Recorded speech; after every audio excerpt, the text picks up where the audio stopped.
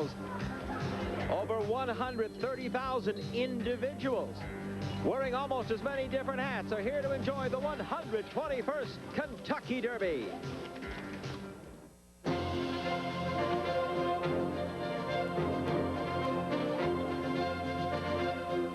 Thrifty Car Rental, racing across America.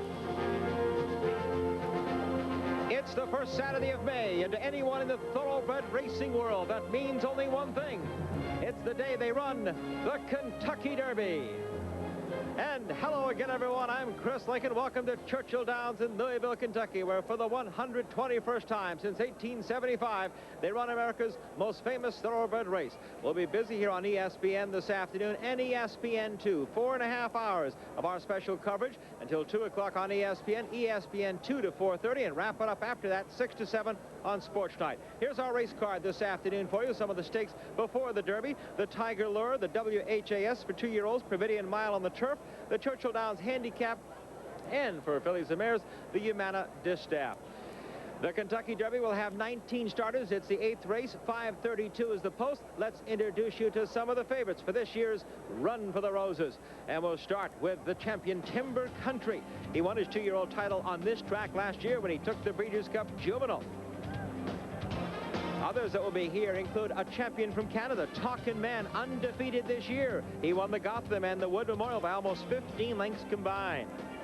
Then there is the lady, Serena's Song, the only filly in the field. She won the Jim Beam. She's undefeated this year. And from California, Burt Bacharach's colt, winner of 5 of 6 Afternoon Delights. Those are some of the favorites. Let's set the conditions now for the 121st Kentucky Derby. It is Grade 1. The gross purse with 19 starters, $957,400, more than $700,000 to the winner. It's a 1.25 miles for 3-year-olds, and it will be 126 pounds. The colts carry 121 for the one filly. Here's the weather this afternoon in the Commonwealth of Kentucky. Temperatures in the low 70s, mostly sunny. That's been a change for a while. A light breeze blowing after heavy winds yesterday, and a fast racetrack for the action this afternoon. We have a host of talented folks to bring you the action here. Let's meet our first one over on the roof next to me, Tom Durkin. Yes, indeed. High above Churchill Downs this afternoon. I've got to get busy memorizing the horses for our first race. We're going to throw it down to my colleague and my pal, Leslie Visser. Thanks, Tom. I'm glad to be back with this gang. I've relied on a lot of Tom Durkin's picks over the years, made a pile of money. Well, I think that any one of 10 horses could win the Derby today, but in the spirit of gender equity, I'm going to go with the filly and Julie Crone. Now let's go outside to Jeff Metters. Well, I'm where everyone dreams of being on Derby Day, and that's right smack dab in the middle of the winner's circle. If you like being close to the real stars, the horses, this is the place to be. But if you'd rather rub elbows with the most influential crowd in horse racing, then you need to talk to Charlene Hawks. My home for today is the flashiest section at Churchill Downs, Millionaires Row. Naturally, it's the happening spot in the nation today. A lot of famous folks milling about. I'll be talking to some of them, finding out what they're up to, but most importantly, seeing if they have any inside information to pass along. Right now, though, one gentleman who has plenty of inside info, Bob Newmeyer in the paddock. Well, Charlene, the first bit of information I have for you is that a favorite hasn't won this race since 1979. Spectacular bid, 15 up and 15 down. Why? It's a very difficult race to win. Churchill Downs, a unique racing strip. Some horses love it, others don't. The distance, the 1.25 miles, grueling under scale weight of 126 pounds. Then there's the traffic jams, the rush out of the gate, the desire for position into the first turn, the scramble on the far turn. 19 horses in this year. Let's run down the field quickly for this year's edition of the Kentucky Derby. Trainer John Ward lit up the board in the Kentucky Oaks with Gallon of Ruckus, trying to do the same with Pyramid Peak and Jambalaya Jazz. Wayne Lukas has a powerful entry. The filly Serena's Song will run on or near the lead. Timber Country will come from way back. Dazzling Falls won the Remington Park Derby and the Arkansas Derby. He's number 3. Wild Sin won the Bluegrass at Keeneland. He'll be pressing the lead early on. Suave Prospect with Nick Zito. He's won 2 derbies. Number 5, Jockey Julie Crone. 6 is Eltish, fascinating horse in from England. 2nd in the Breeders' Cup Juvenile to Timber Country. Jumron will try to make a late run. He was a flying third in the Santa Anita Derby. He's well regarded at 5-1. Then there's Talkin' Man with Mike Smith, very effective at Aqueduct. He'll be a major player today. Afternoon Delights, total overlay at 11-1. A head short of being the only undefeated horse in the field. He's getting no respect at all. Tejano Run at 9-1. He'll run late with Jerry Bailey. Thunder Gulch, another bullet in the Lukas arsenal, number 11 with Gary Stevens, and a 6-horse field, including Nakadoon, Lake George, In Character, Ski Captain, in from Japan, Meki, and Citadine.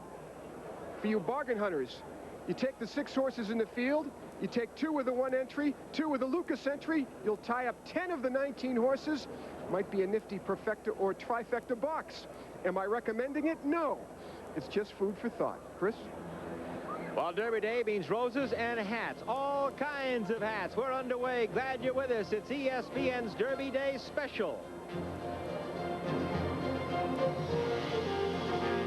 5 race this afternoon for you on our Derby special. It is the Tiger Lure, an allowance race here for thoroughbreds 3 and up. They'll be going 6 furlongs for a purse of just over $37,000. And Bob Newmeyer has a look at the field for the Tiger Lure. The conditions of this race, horses that have not won a race in 1995, that is an allowance or stakes race, 9 of them in here, including a 2-horse entry for the ever-present Wayne Lukas, who has the 1 entry of Medium Cool, who has never won at 6 furlongs, and his entry mate, Lost Pan, seems to be the stronger half. A pair of long shots, Home Again John with Jerry Bailey, Season Screen with Sam Maple. Pacific West is a square price at 10-1. He has a shot, some fast numbers in 1994 with Shane Sellers. In the Zone is the favorite. He's number 5. He's 7 out of 14 at Churchill Downs. The Pride of Michigan, Grand Circus Park, is number 6. Stacy's Bird, the popular claimer, is number 7. And Longshot Gotta Groove completes the 9 of them in this first race. 6 furlong sprint. Anybody's race. A lot of layoff horses, a lot of mysteries. With a call of this race, let's go upstairs to Tom Durkin. Can't guarantee a winner, but I tell you what I can guarantee you, a very fast first quarter. 6 furlong races run here at Churchill Downs. There's a very long run-up to the 6 furlong pole. That means they've got a real long running start before they start timing the race. They're all in the gate, and they're off. Stumbling at the start was Medium Cool. On the outside, Gotta Groove sent up toward the lead now. And Lost Pan is right there. Just to his inside, Season Screen. In the Zone is in and among horses. On the outside, Stacy's Bird rushing up toward the front. Down to the rail, Home Again John is also coming on through. Pacific West is in and among horses. Then it's a length and a half back to Grand Season Park, and lagging well behind the rest after that stumbling start is Medium Cool. Up the backstretch, and a first quarter indeed was quick. 21-2. Blistering fractions here as Stacy's Bird engages Gotta Groove on the turn, and Stacy's Bird now taking the lead with 3 furlongs to run. But here comes Lost Pan mounting a bit on the outside, moving into second now. Will come on to challenge Stacy's Bird for the lead. Gotta Groove is backpedaling now. Home Again John is coming on through between horses. He's only 3 lengths from the lead now. And then farther back in the Zone, the gray horse laboring near the back of the pack now. The favorite will not get it done. They're coming down to the last furlong, and Lost Pan is the leader with less than a furlong to run. Stacy's Bird is running on valiantly, but still running second. It's a break of 3 back to Grand Circus Park, and they're coming down to the line. And Lost Pan is the winner with Donna Barton aboard, a very popular jockey here. And under the silks of William T. Young, you'll be seeing Timber Country later on in the afternoon in those silks. Stacy's Bird was second, and the track is fast. 109 flat. Well, there's a good start for Team Lukas, trained by D. Wayne Lukas. The owners, as Tom mentioned, W.T. Young's Overbrook Farm. Also Wayne Lukas with a piece of that horse, and gentleman was Mr. McDonald. Donna Barton with the ride. So Lost Pan, who was 7th in the Hansel at Turfway Park in his last start, comes back to win here in the Tiger Lure. Bob, a closer look now. Well, it was interesting, Chris, that we mentioned there were 5 horses in this race off a layoff who had not run in 95. None of them were a factor. Stacy's Bird on the inside gave way to the winner, Lost Pan, and Donna Barton, who drew alongside this horse. I would say in the vicinity of the top of the stretch, and Donna keeping busy with Lost Pan. Again, no real horses making any moves from off the pace. Keep one thing in mind. Yesterday here at Churchill Downs, this was a speed-favoring racetrack. The first race today here at Churchill Downs was won by a horse that was sitting, oh, and I'd say second or third. This one the same position. Closers have yet to make their mark in the last 2 days here at this racetrack. Chris? Our race day is underway at Churchill Downs, and we'll come back to make things official in the Tiger Lure, and a lot more information coming up on the 121st Kentucky Derby. Back to Churchill Downs, and if you couldn't get a seat, couldn't afford a seat, or just couldn't get here, we're glad you've joined us this afternoon for our coverage. We'll take a look now at unofficial results of the Tiger Lure. The allowance race, the second race on the card at Churchill. Lost Pan, part of the Dwayne Lukas train entry, winning it. Stacy's Bird was second, and Grand Circus Park finishing third. And in the winner's circle, some of the connections for Dwayne and his team. There you see Donna Barton, the rider there, very popular jockey in this area, as Tom Durkin mentioned, and a good rehearsal, Dwayne hopes, for something maybe later today. I'd like to take a moment on our telecast to remember a good friend. Mark Kaufman, a past president of Turf Publicists of America, some 30 years in this thoroughbred industry and racing as a public relations man based out of the Washington area, died suddenly of a heart attack this past Tuesday night. To honor his memory, the 9th race this afternoon at Churchill Downs, the race after the Kentucky Derby, will be the Mark Kaufman Memorial Race. He was a great friend. We all certainly miss him. We send our condolences on to his family. Let's make the Tiger Lure official now here at Churchill Downs. As Lost Pan pays $11.80, $5.20 and $3.20. Stacy's Bird at $5 and $3.20. It's $3.40 for the show price, and the exacta $53.20. As Tom Durkin noted, 109, a very quick time here for the 6 furlongs. As you see, Lost Pan heading back to the barn. The 5-year-old son of Lost Coat. Here's another look, Tom. Stacy's Bird set that blistering pace, and Lost Pan coming from off the pace just on the outside. Donna Parton with perfect end. Her mom was a jockey here at Churchill Downs, by the way.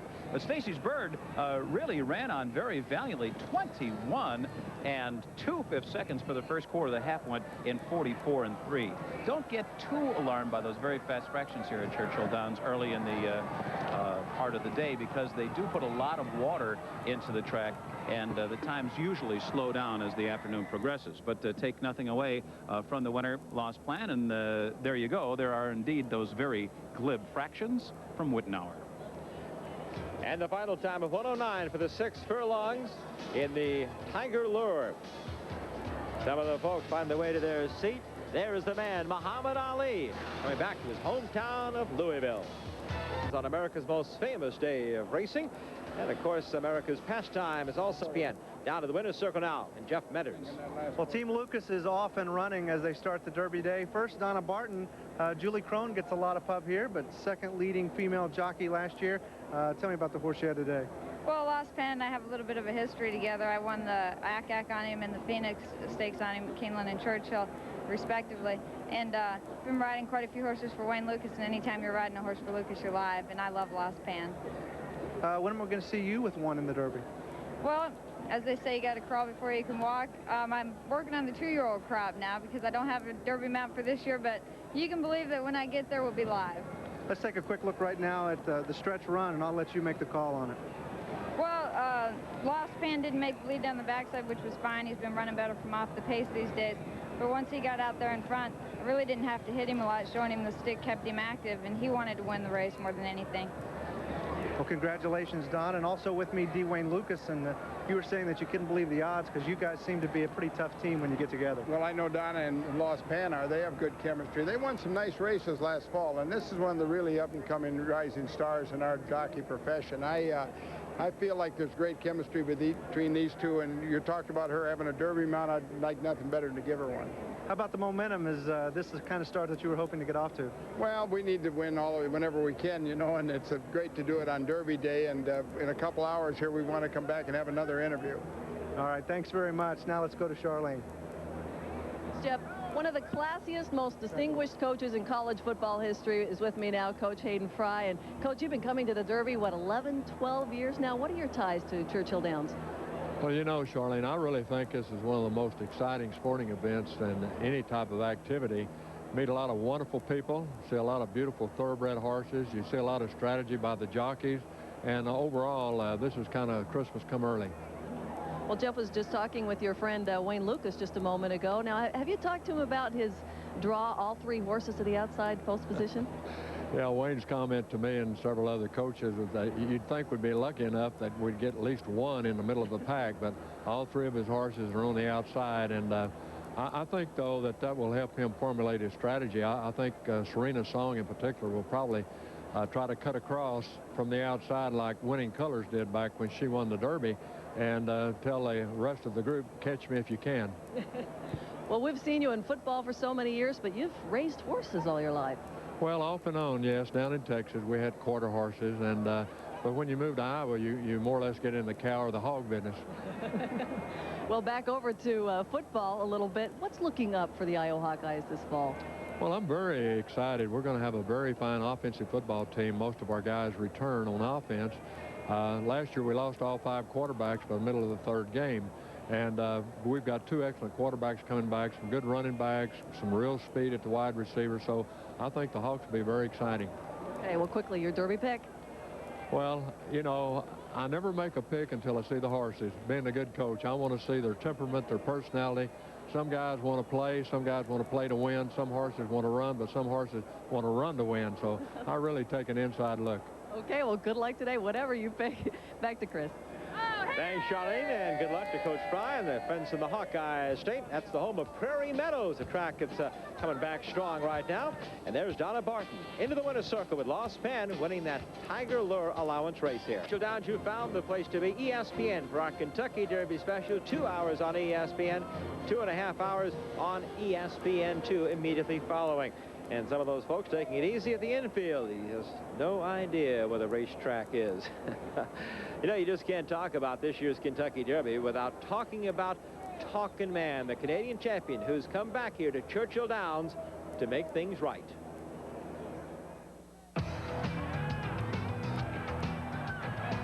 Last fall, as they turned for home in the $1 Million Breeders' Cup Juvenile here at Churchill Downs, Talkin' Man, Canada's 2-year-old champion, battling for the lead, suddenly started falling back.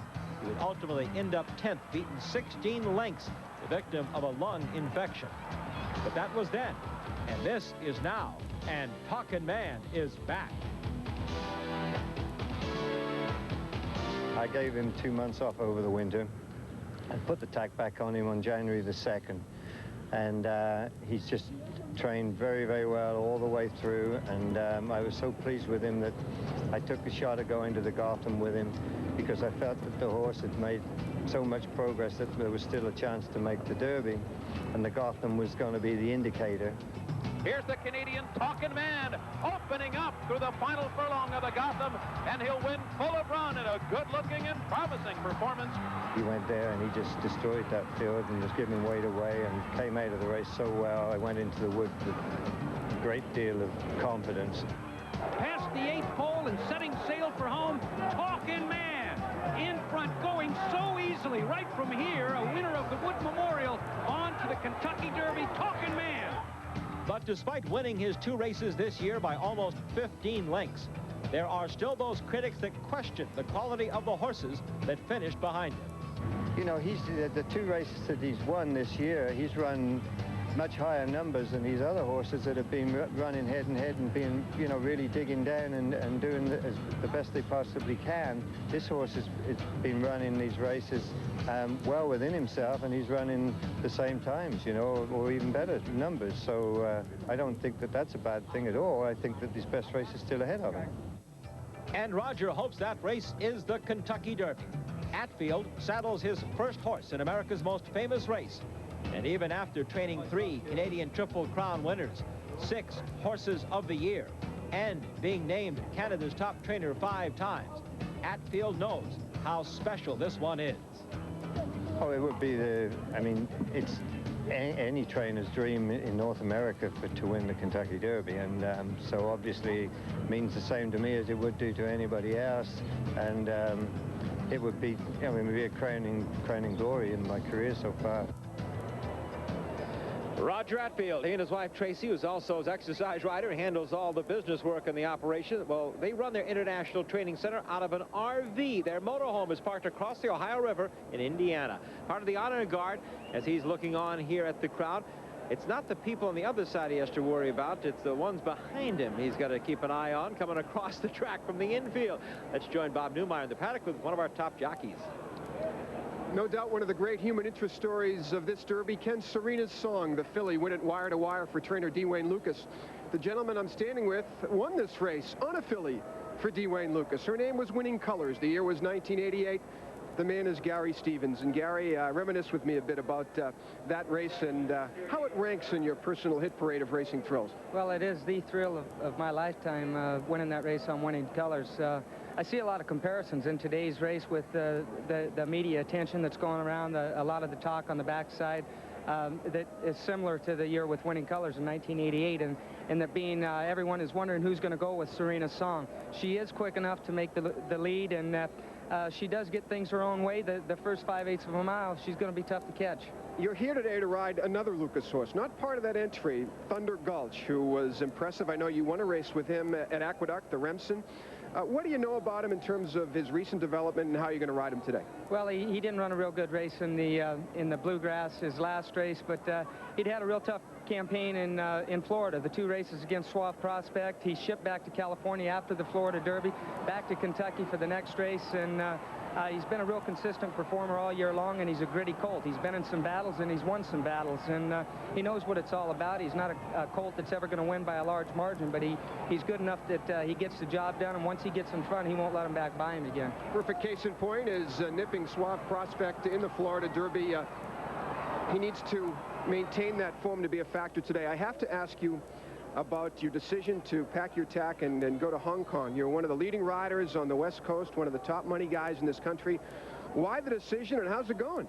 Well, actually, my trip, my stay in Hong Kong is over with now. We entered it a bit short with the Triple Crown races coming up. There was just going to be too much traveling, and I had that option in my contract. I'm glad to be back, but part of the decision to go over to Hong Kong was that, as everybody knows, Hong Kong's going back to a communist country, China in 1997. It gave me an opportunity to go over there at a good time, experience the racing in Hong Kong, and I'd like to experience racing in all parts of the world. I've ridden in Japan, England, France, Dubai. I've been about everywhere, and I'd never been there. I'd heard a lot about it, and I got to go over there and experience it, and I'm glad I went. Welcome home. Thank you. It's good to be home. He's one of the best in the business. His name is Gary Stevens. He'll be aboard Thunder Gulch in today's Kentucky Derby. Chris? He knows how to get to the winner's circle in the Derby, won with Winning Colors in 1988. Some of the ladies all dressed up in their Derby finery here. The racetrack's a great equalizer. You can go first class, or you can go coach. Tradition around here. Tom Durkin also appreciates the fact that this has become a very international racing event. Well, yeah, since the Breeders' Cup introduced internationalism to American racing 11 years ago, it's become more and more common for horses from Europe to come over to the United States. In fact, at Belmont, where I work in the fall, it seems almost every weekend horses come over by the plane load to grab those rich purses on the turf that Belmont offers in the fall. So it comes as no surprise that this year's Kentucky Derby has drawn a group from overseas. Churchill Downs here last November, the Breeders' Cup Juvenile, and there is Eltish taking the lead. But he will finish second to Timber Country in the Juvenile, the American 2-year-old champion. Eltish was the 5th top-rated 2-year-old in Europe last year, and he's had only 1 race since this Breeders' Cup Juvenile. So will he be in condition? That is the big question. And that job was left up to Henry Cecil. There he is, the legendary English trainer. He has won the champion trainer's title in England 9 times, and he's won the English Derby 3 times. But can he win the Kentucky Derby with Eltish with only 1 prep race? Well, Cecil once trained the winner of a 2.5-mile race, the Ascot Gold Cup, with a horse that hadn't run in a year. And there is his hope for the Kentucky Derby, Eltish. English horses have had mixed success in the Derby, bold arrangement, the best of them, finishing second in 1986. But Eltish is the best European hope in this race since, dare I say, Arazi? And for the first time, a horse from Japan. There he is, that gray streak ski captain. He's well-bred, a half-brother to the outstanding miler Ski Paradise. And here he is winning in Japan. one of the better 3-year-olds in the land of the rising sun. He's a horse that works uphill to gain stamina. Not the American way of doing it, but hey, makes sense to me. But it is a tough uphill climb for him to win the Kentucky Derby. He's had only 4 races, and he has favorably impressed horsemen here. And here, another gray horse. It's Saratoga, and Japanese jockey Yutaka Taki winning the Seneca with El Senor 2 years ago. He's a jockey that's no stranger to American racing. There you see him in the winner's circle at the Spa. And, well, in Japan, he's nothing less than an idol. Very popular with the ladies. He's one of the greatest jockeys in the history of Japan racing, and he has drawn a great deal of attention from the press. He was vilified in Europe last year by the racing press, but nonetheless draws a lot of attention from the Japanese and American press as well, making his debut in the Kentucky Derby. The thoroughbred racing career begins at 2. We call them juveniles, and we have a juvenile race coming up for you, the WHAS Stakes. You'll see live in just a few moments. Tom, it seems rather early, doesn't it, to be running 2-year-olds in May? Not really. They're going 5 furlongs today. I used to call the first 2-year-old race every year at Florida Downs, as it was known then. 3 furlongs on February 1st. And when the winner of that 2-year-old race, the first 2-year-old race of the year, came back to the winner's circle, the owner of the track, Sam Davis, God bless him, would always call me up and say, Tom, you make sure you tell everybody that's the favorite for next year's Kentucky Derby they're looking at. Let's take a look at our conditions for this WHAS, named after the ABC affiliate here in Louisville. They do a great job covering the Derby every year. $75,000 added. It's 5 furlongs for the juveniles, and let's see if we can find another Kentucky Derby winner for 96. Tom, look at the field. Well, maybe a couple Oaks winners, a couple fillies mixed in with the colts here. Z-Lady and Rosa Ogretta, and Gorgeous in the Mood is also one of the young ladies. Triple Bar Play is going to be a long price here. Humdinger with jockey Mike Smith. We'll see him aboard Talking Man later on. Great Southern making his very first career start, and Grant Road will be a bit of a price as well. And we've got 14 going. Big field here.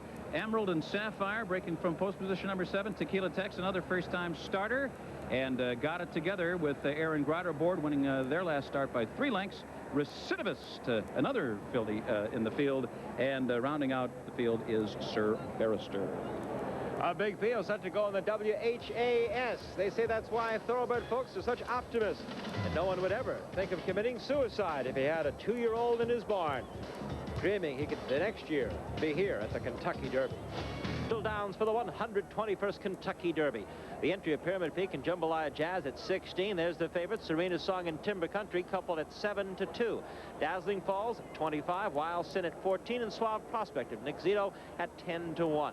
El Tish from England at 13, Jumron 5, Talking Man from Canada at 4, Afternoon Delights 10, Tejano Run 9, Thunder Gulch, a big overlay it looks like right now for the Florida Derby winner at 25. There's the field. You can get all of them at 9-1, and always getting respect. You can tell the field because you get so many choices there. Bet 1 and you get 6 today. Activity in the paddock and activity in the front side as well, and down to Jeff Medders now. Well, it was just a year ago that this was expected to be Holy Bull's party. We all know that he didn't have a very good day, but he did go on to have a storybook 1994. Unfortunately, the last time that we saw Holy Bull, there were some anxious moments as he suffered a career-ending injury. Here's an update. Cigar and Holy Bull pulling away from the rest by... When Holy Bull was pulled up on the backstretch of the Don Handicap last February, the worst was immediately feared. But thanks in part to quick actions all around, this gray cloud did have a silver lining. Silver lining is that they got him, that Mike Smith did a great job getting him pulled up, and the injury occurred fairly early in the race before fatigue was a serious factor. And they did a good job. I mean, they had the ambulance right there, and got him right on the ambulance, and you know, the facilities and everything were great, and we got him right back here, and we were able to treat him immediately. And you know, those first few minutes after an injury are definitely important to try to get the patient comfortable, and he showed no tendency to go into shock or anything like that. So I think, you know, all in all, the whole situation, as bad as it was, I mean, it went down pretty good. Upon returning to the barn, Holy Bull was fitted with a temporary aluminum splint, which was removed when the x-rays revealed no fractures. He ate normally that evening and was given only a moderate dosage of butazolidine for pain and inflammation. The diagnosis was a strained flexor tendon, and while the concern was evident, it's an injury that more or less heals itself. Basically, yes. There's no surgery to be done or any specific type of after-traumatic care that should be done, you'll see in 2 or 3 months. I mean, when you see him like turned out in the field and all, you'll hardly be able to notice any problem whatsoever. And here's Holy Bull's new Kentucky home, John Bell Farm, where his rehabilitation has continued. The last procedure has been to start him walking on an increasing schedule, increasing the amount of work 5 minutes each day until he's walking 30 minutes twice a day with someone controlling his exercise. Once he can do that, then we can allow him to control it himself. And during this time, it's a period of approximately 6 weeks. In 6 weeks, the strength of the tendon will be about half of a normal tendon, which is enough to allow a horse to gallop in the field. And Jimmy Bell is very pleased to have a healthy bull on the farm. I think this is a very charismatic horse. He's a horse that was just a lot of fun to watch do his thing. He was poetry in motion. He was effortless in his movements. He was a great horse to watch run and watch train. And I think he appealed to everybody, from the professionals to the casual fan, to everybody. Found something about this horse they really liked. There's something that everybody found that they really liked to identify with him. I think the fact that he's just such a popular horse with so many different types of people is something that you'll never forget.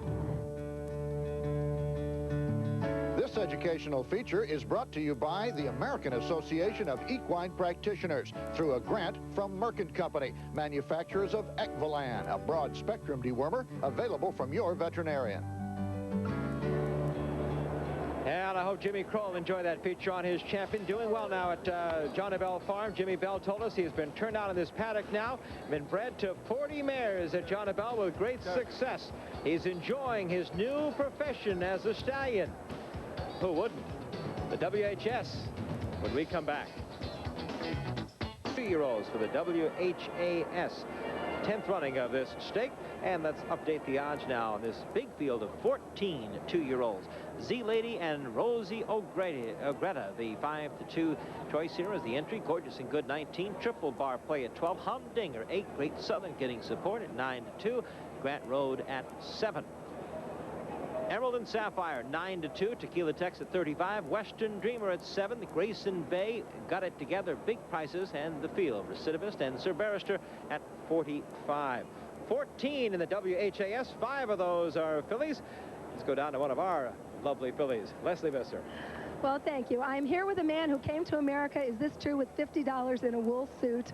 Trainer Niall O'Callaghan from Ireland. Niall, contrast the classics in Europe with our American Derby. Well, the Irish and English Derby have a tremendous atmosphere, and but this really, the atmosphere here beats anything I've ever been at. It's wonderful, it's tremendously exciting, and it's it's done in the best American tradition. Well, you had a Derby horse last year. What was that experience like, Smiling, Singing Sam? It was wonderful. It was my first Derby. I just had a fantastic time. We went to the lead at the we went up to the lead at the 3/8 Bull and challenged, and he got tired from there, but it was a wonderful experience. It makes you want to come back and say, I really want to win this race in my career. It's just a fantastic experience. Tell us a little bit about Eltish. You must have seen him. Yeah, he's trained real good since he's come here. He shipped over good. He looks way stronger than he did last year. He's trained well over the track.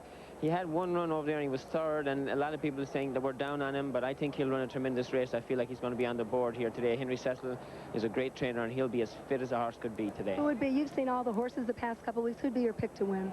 I like Talking Man, and Afternoon Delights worked a great mile out here the other morning. I was really impressed with that, and Talking Man's a very good horse. He's working good. Pyramid Peak for Johnny Ward is a long shot. I'd throw in there. He won the Oaks yesterday, so he's riding good right now. You picked too many. Thanks a lot, Niall. Good luck to you. Let's go up to Charlene. Thanks, Leslie. Now, you have a lovely Kentucky Derby outfit on. Take a look at this Kentucky Derby outfit. Susan Lucci, one of the lasting true stars of daytime TV. By the looks of your attire, you know all about this Derby tradition. Well, thank you. It's a very traditional day here in Kentucky, and I just think it's a beautiful tradition. I love the hats, and I love the horses. Oh, they're beautiful. Now, you've been here. This is your 4th year, then? 4th year, yes. What is it that's memorable about the Derby for you? For me, it really is the horses. I mean, that expression, thunder down the track, that sound is incredible. The beauty, the speed of those horses is what really keeps me coming back, to have the opportunity to watch them. They're beautiful. Tell me about your latest project. I just finished a film which aired last week on NBC and called Seduced and Betrayed, and I'm back at All My Children, where things are extremely exciting. This coming weekend, I have my 4th anniversary on QVC, a line of beauty products, and I'm about to start another film. Great. Yes. Now, Derby week, how educated are your picks for today? My picks are strictly intuitive. Although I'm sitting next to Marianne Mobley, who's very smart about all this, and so I listen to what she has to say. For the Derby, I like Serena's song because 13 is my lucky number for a lot of reasons, and also it's the filly. I want to see how well she can do. And I also like Swap Prospect. It's a New York horse. The owner and trainer are friends and neighbors. Nick Zito's had 2 out of the past 4 Derby winners. Well, good luck to you. A lot of women here. Julie Crone, of course. A lot of women here going for both Julie Crone and Swap Prospect and Serena's song. We'll go back up to Chris. Thanks, Susan. You know, I saw a great billboard around Louisville. Nice shot of a lady with a great hat. And they said, the ladies know what the real competition is on Derby Day. It's the ladies and the hats and the clothes. So ahead to joining us on the road to the Stanley Cup. It's here on both ESPN and ESPN2. The National Hockey League playoffs start tonight. Games at 7:30 on both ESPN and ESPN2. Rangers and Nordiques on ESPN. On ESPN2, the Washington Capitals at Pittsburgh. Both opening games of the quarterfinals here on the network. Well, it was May 6, 1895. Exactly 100 years ago today, the Churchill Downs opened its newly built grandstand topped with that pair of Spires to watch jockey James Soup Perkins go wire to wire with the favorite Halma to win the 21st Kentucky Derby. If you recall that winner, but everybody now knows about the Twin Spires, one of the most famous symbols in the world of sports. And we talked earlier with Churchill Downs president Tom Meeker about this year's centennial birthday. Happy birthday to the Twin Spires, the symbol of Kentucky, the symbol of Churchill Downs, and certainly the symbol of Louisville, Kentucky. It's 100 years old today, and we're awfully proud that they're here with us, overlooking another great event, the 121st running of the Kentucky Derby. More and more people around the world will be watching and wagering on this Derby. 800+ outlets will be viewing the Kentucky Derby this year, the most in the history of the track, and including a new racetrack in Anderson, Indiana, Hoosier Park, which is owned by Churchill Downs. And America's most famous track continues to grow and grow. Just like ESPN and their coverage of thoroughbred racing, we're trying to do our part. We've done a lot of things over the last year, including opening the new racetrack at Hoosier Park, sale last week, and we've just done a lot of things, and we continue to grow. Our thanks to Tom Meeker, Dave Carrico, Carl Schmidt for their help here. You see the former president of the United States, George Bush, along with one of the outstanding men in thoroughbred racing, Will Farish of Lanes Inn Farm, is host today. Let's get on now. Bob Newmeyer, some comments on our WHAS field. We're a minute to post. It's difficult, if not impossible, to handicap 2-year-old races. Some like to look at breeding, others like to look at workouts. One handicapping tip I found helpful over the years is to look at auction prices. In the case of number 5 in the WHAS race, Great Southern, he was sold as a 2-year-old for $125,000. The key here is his sire, American Standard, calls for a $5,000 stud fee, rather modest by racing standards. That tells me that this 2-year-old must have worked very fast in one of those training sessions. He's 9-2. He's a first-time starter with Pat Day. Again, no guarantee, but any little pieces of information that are positive signs are helpful handicapping tools. And you see how green he appears to be. He does have blinkers. And the blinkers, the red blinkers you see with the white cups to help him keep his mind on his business. But these are horses, many of whom have not raced before. Some have, inexperienced. You see the difficulty in the gait, horses bobbing and weaving. It's difficult for the riders. It's difficult for certainly the handicappers. And the odds reflect that. The one entry of Z-Lady and Rosie O'Greta, the favorite from trainer Linda Rice. She specializes with these 2-year-olds. And that entry is co-favorite at 5-2. They are both fillies. Z-Lady ridden by Robbie Davis and Rosie O'Greta by Julie Crone. 5 furlongs in the WHAS, the 10th running. Chris? Z-Lady, Rosie O'Greta, Linda Rice's pair of fillies at 5-2 right now. You mentioned that high-priced Great Southern, the 5. It was a little balky getting in at 9-2. Ready to go. 14 running 5 furlongs. The 2-year-olds, the babies. Let's go to Tom Durkin. Two more to load there. Tequila Tex, who's balking just a bit before going into the starting gate. 2-year-olds usually take a good deal longer to load into the gate because of their unfamiliarity with the situation. And we'll see if Got It Together has it together, the final one to load in the far outside post position. That's very disadvantageous. 14 horses in a short run to that first turn. It's just a bit more than 1 furlong. And Got It Together's in, ready for a start. And they're off. Z-Lady got off to an awkward beginning. Down on the inside, Good and Gorgeous is there. And there goes Rosie Greta with a rush on the far outside. Grant Road now emerging with the lead. Great Southern is right up there in tight quarters.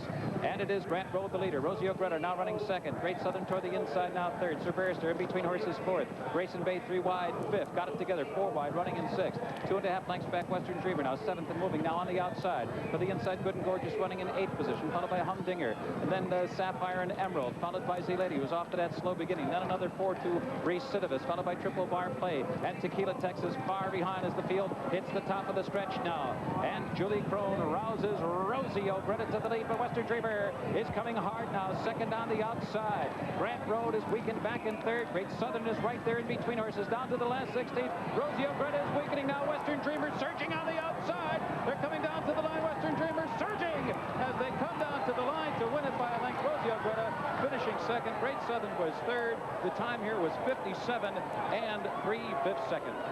Chris? Western Dreamer, owned by J. Fred Miller III, trained by Barbara Beagle and ridden by Craig Pritt. What's going on here? The ladies are starting to dominate things. Donna Barton, the winning jockey on our first live race, and now we've got a lady trainer, Barbara Beagle, who wins it here unofficially with the 9-horse Western Dreamer.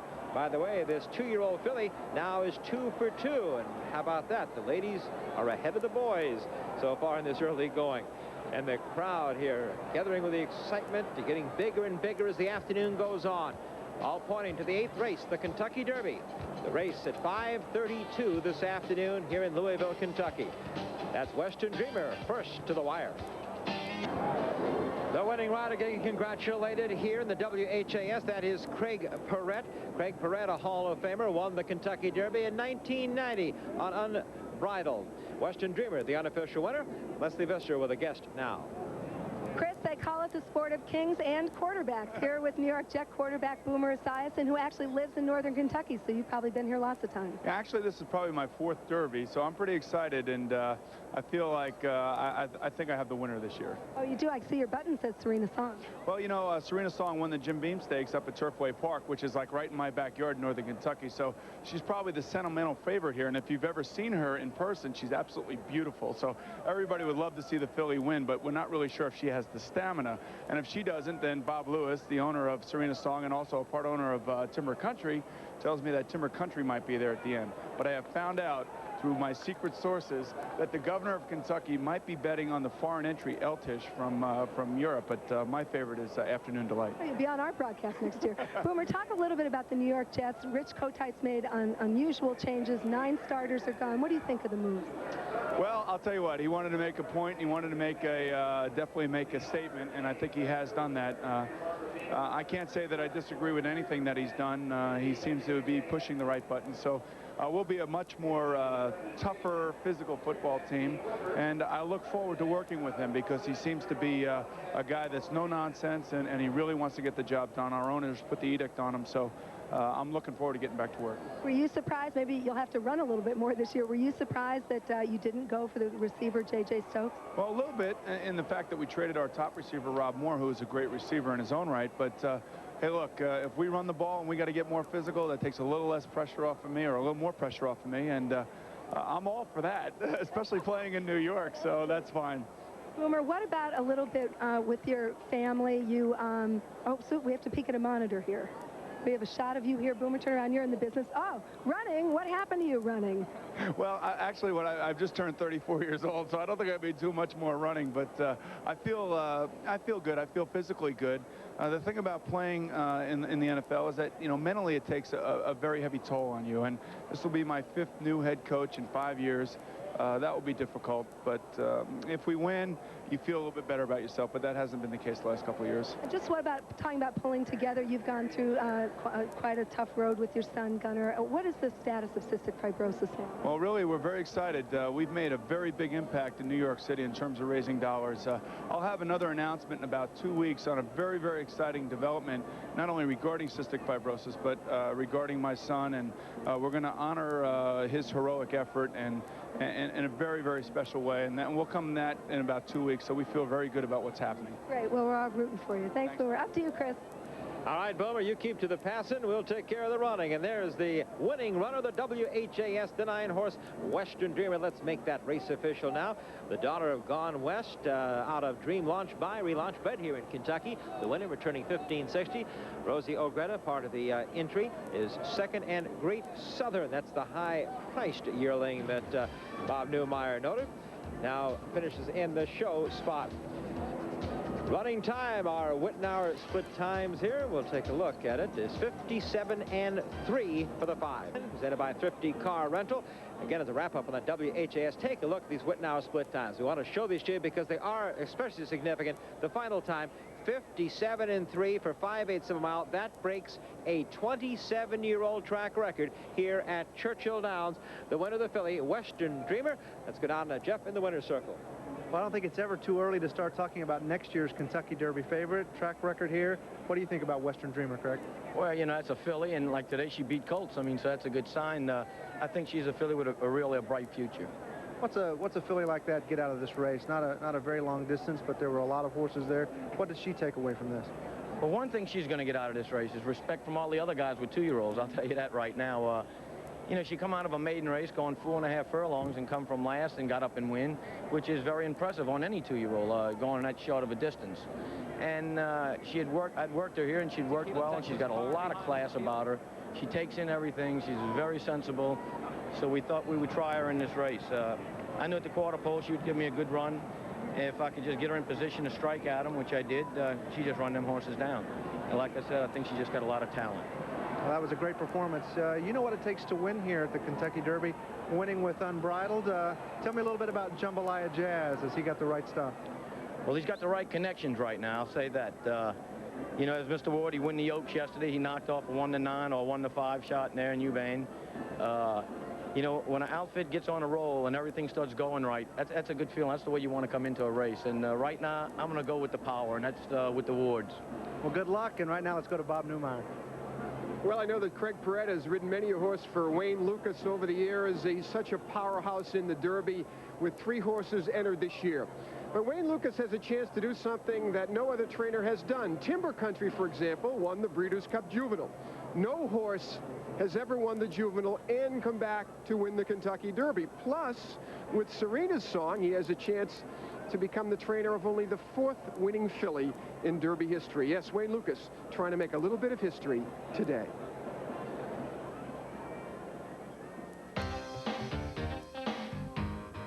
For the past 15 years, barn 44 at Churchill Downs has been home to Eclipse Award-winning trainer D. Wayne Lukas.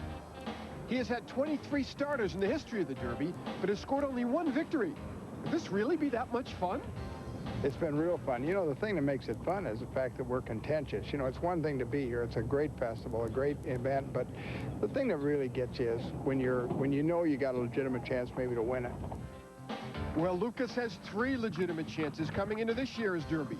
The favorite entry of his Breeders' Cup Juvenile champion, Timber Country, and the multiple Grade 1 winning filly, Serena's Song, who has already beaten the boys in the Jim Beam Stakes. Also running for Team Lukas is Florida Derby winner Thunder Gulch. It's a powerful lineup. The thing about it is we've got a 3-prong attack, all good qualified horses. Serena's Song gives us a great dimension in this race. Timber Country's been my pick since he was 2 years old. I've been pointing him for this event. I'll be terribly disappointed if he doesn't win.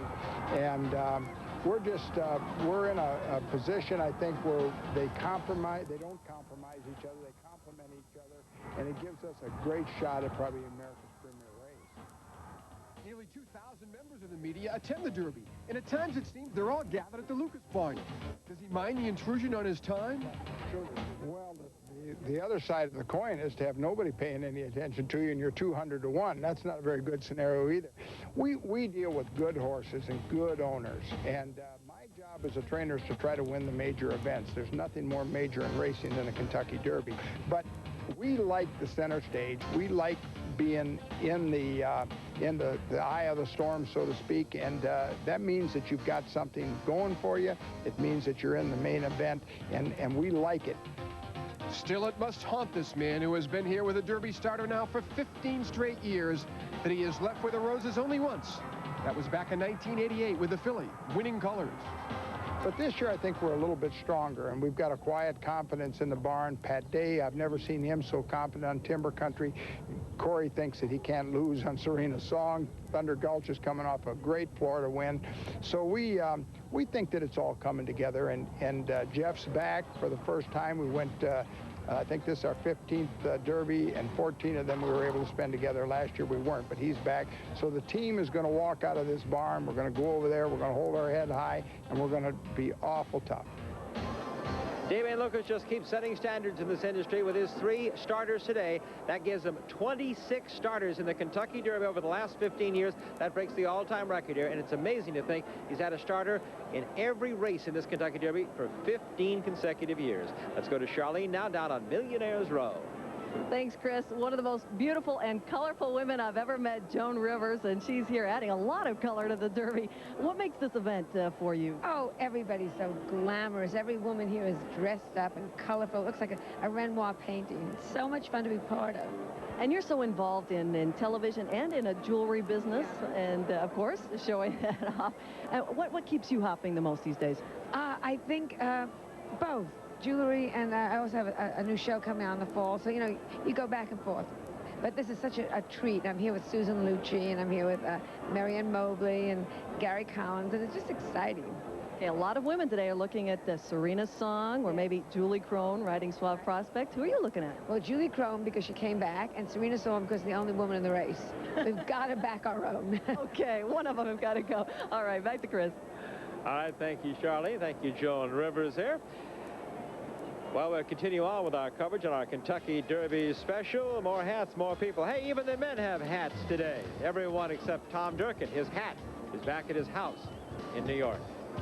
Car rental racing across America welcomes you back to the Kentucky Derby as the folks are trying to find the best position to watch the next race coming up here, and that will be the Providian Mile.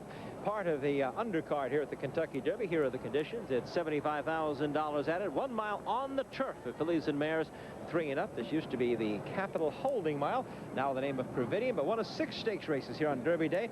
Tom Durkin's joined me back here again. And Tom, they really have upgraded their stakes here on Derby Day. Oh, absolutely. When I first started coming to the Kentucky Derby several epochs ago, actually it was in the early 70s, the undercard for the Derby was kind of ordinary, really. Maiden races, some claiming races, a couple of unimportant stakes. That is not the case now. Racing in Kentucky, in particular here at Churchill Downs, is enjoying huge growth thanks to the committed management here at Churchill and an enlightened state legislature that views horse racing as an industry they can grow, not something that they can take advantage of like they do in many other states. You're running for governor? It's very good. Boy, I'd love to run for governor. Well, also congratulations to Jerry Botts, the racing secretary, and also to Donnie Richardson, who's their vice president of racing. Let's take a look now at the field for the Providian Mile. Rapunzel Runs will be breaking from post position number 1. Icy warning from the 2-bedroom Blues. Too Cool to Fool with 4-horse today, and it'll be a long price as well. Bull Brewer Tana loves this track. 3 for 3 over the Churchill Downs turf course. Weekend Madness won this race last year. The horse that will be in front is Rabadiella. Then Thread, who'll get a lot of action at the windows. Also front-running Suspect Terrain. And Chris, the final one is Words of War. Oh, I love it. Thank you, Tom. Well, there seems to be a traditional guest with us always on Kentucky Derby Day here and the special. Irv Bailey. Irv is the chairman, CEO. I'm so used to saying Capital Holding. Providian, tell us about the name change. We have a new name. We changed our name just about a year ago at this time to Providian. That, I think, does a better job of conveying what we are as a provider of protection and consumer financial services. That was my next question now. Exactly what is this all about, Providian? Well, we're in the credit. We provide consumer credit, we provide insurance, and we provide retirement services to individuals around the nation. And let's talk now about this day, of course, and your involvement in horse racing. Right. We've sponsored this race for 6 years now. We really feel part of the Derby activities. We sponsor the Pegasus Parade that takes place on Thursday. Louisville's our home. We've been here for 90 years now, and it's really just natural for us to be part of all this stuff. Herb, as the horses come to the track, I got to get your pick. You've been hot the last 2 years. I think, what, 3 of the last 4 you've had the winner in your race. Yeah, I've been good on our race. I like Weekend Madness again. She won last year. She's coming off a second in the Jenny Wiley. She loves a long race, and I think this is going to be her race. All right, Herb, again, thanks for your participation. Thanks for your support of horse racing. Thank you. Great to be here. Herb Bailey, the chairman of the new name, Providian, and don't forget his winner. Well, let's get to Leslie Visser now with a very special guest, a celebrity in his own right and a great horse owner. Burt Bacharach has been a breeder and a composer for more than 30 years. He's probably written 30 standards for all time. Yet he says nothing would compare to capturing a Kentucky Derby. But the first time I won an Academy Award just was an extraordinary feeling, Leslie, because, like, I think we'd lost 3 out of 4 years in a row before. And to be up for Butch Cassidy for score and song, that was great. And we won, you know, and it's just this sensational feeling. And I do think if we won this race, it would top it. The horse that might give him that ultimate pleasure is the aggressively quick Afternoon Delights, who was an early favorite for the Derby, but whose stock dropped after losing the Santa Anita Derby by a head. Some people got down on him. His odds went up in the future book, and in Las Vegas, he still was the favorite. But then when he got beat, he got beat in one jump. Bacharach experienced all the joys and disappointments of having a Derby horse last year, when Soul of the Matter finished 5th, as raindrops were falling on his head. My memories last year, raining, being in the paddock, having post position 1, having all those people. It felt like thousands of people surrounding the paddock. And singing. And they were singing Raindrops, and I'm conducting them, and I'm singing along with them. Aww. And it was just a wonderful feeling. That feeling, and then the walk through the tunnel. My God, the walk through the tunnel. Burt Bacharach has been around the racetrack all his life. As a kid growing up in Long Island, he said he would buy the racing form and make mental bets at Aqueduct. He once told me that he went to UCLA for a semester, but he majored in Hollywood Park. Even around the barn, Burt is never far from his music. Now, this is great for getting my mind off him. This has always been great for deflecting my obsession with music. So I can go to another obsession, like a horse, you know?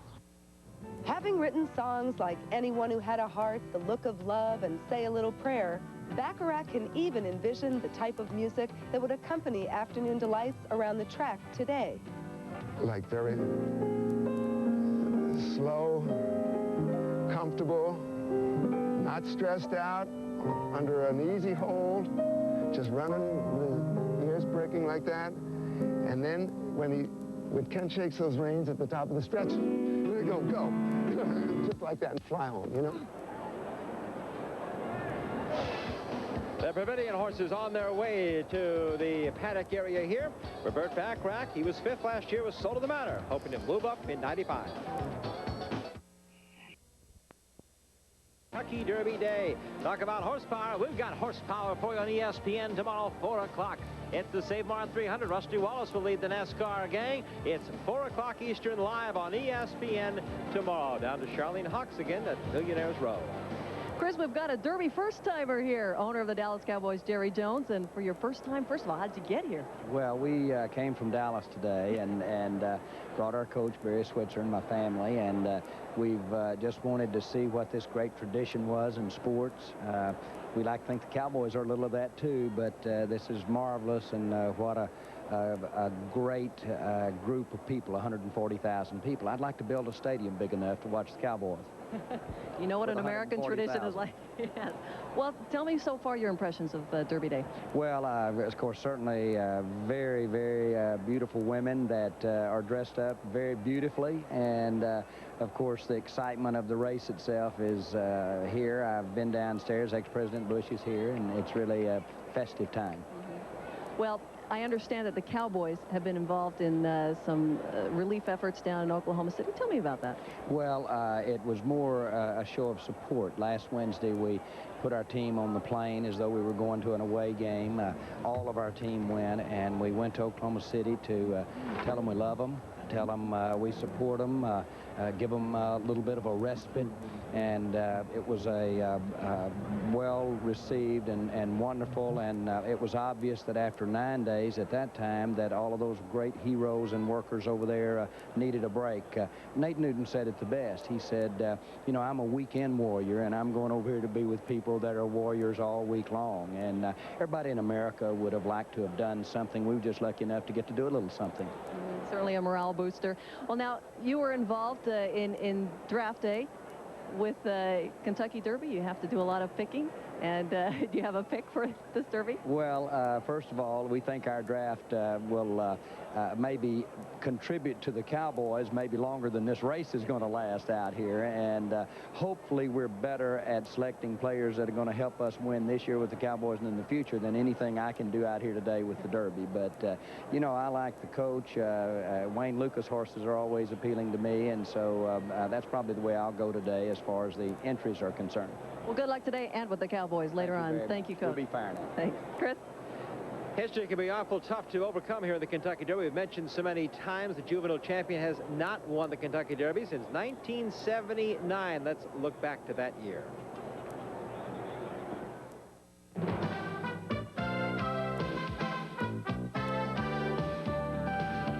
Spectacular Bid continued his championship form at 3. Winning the Florida Derby and the Bluegrass en route to Louisville. And on Derby Day 1979, he was bet down to 3-5 under regular jockey Ronnie Franklin. On the outside, there goes the Bid. So it's the Bid on the outside. Spectacular Bid gets the lead by a head. General Assembly on the inside, second, and Flying Pacer is third. And down the stretch they come. And it's Spectacular Bid taking the lead by a length and a half. Along the inside, General Assembly is second. Drops back on the outside, Golden Act coming on, but there's a 16th of a mile to go, and Spectacular Bid is going to win the 105th running of the Kentucky Derby. Spectacular Bid does it run Franklin aboard. The Bid, who like many human athletes turned more gray in later life, became the 6th favorite to win the Derby during the chalk-filled decade of the 70s. Well, Thoroughbred Racing is all about handicapping, about opinions, and we've got quite a challenge for our handicapper, Bob Newmeyer. He's about to go nose-to-nose with the guru of speed figures, Andy Byers. Let's go to the paddock and get it on, guys. The greatest stare down since Sonny Liston met Cassius Clay in Lewiston, Maine. Andy Byers, speed figure guru, with his thoughts on this year's Run for the Roses. Let me throw out a few horses' names and get a capsule comment. Good chance, no chance. Let's start with Afternoon Delights.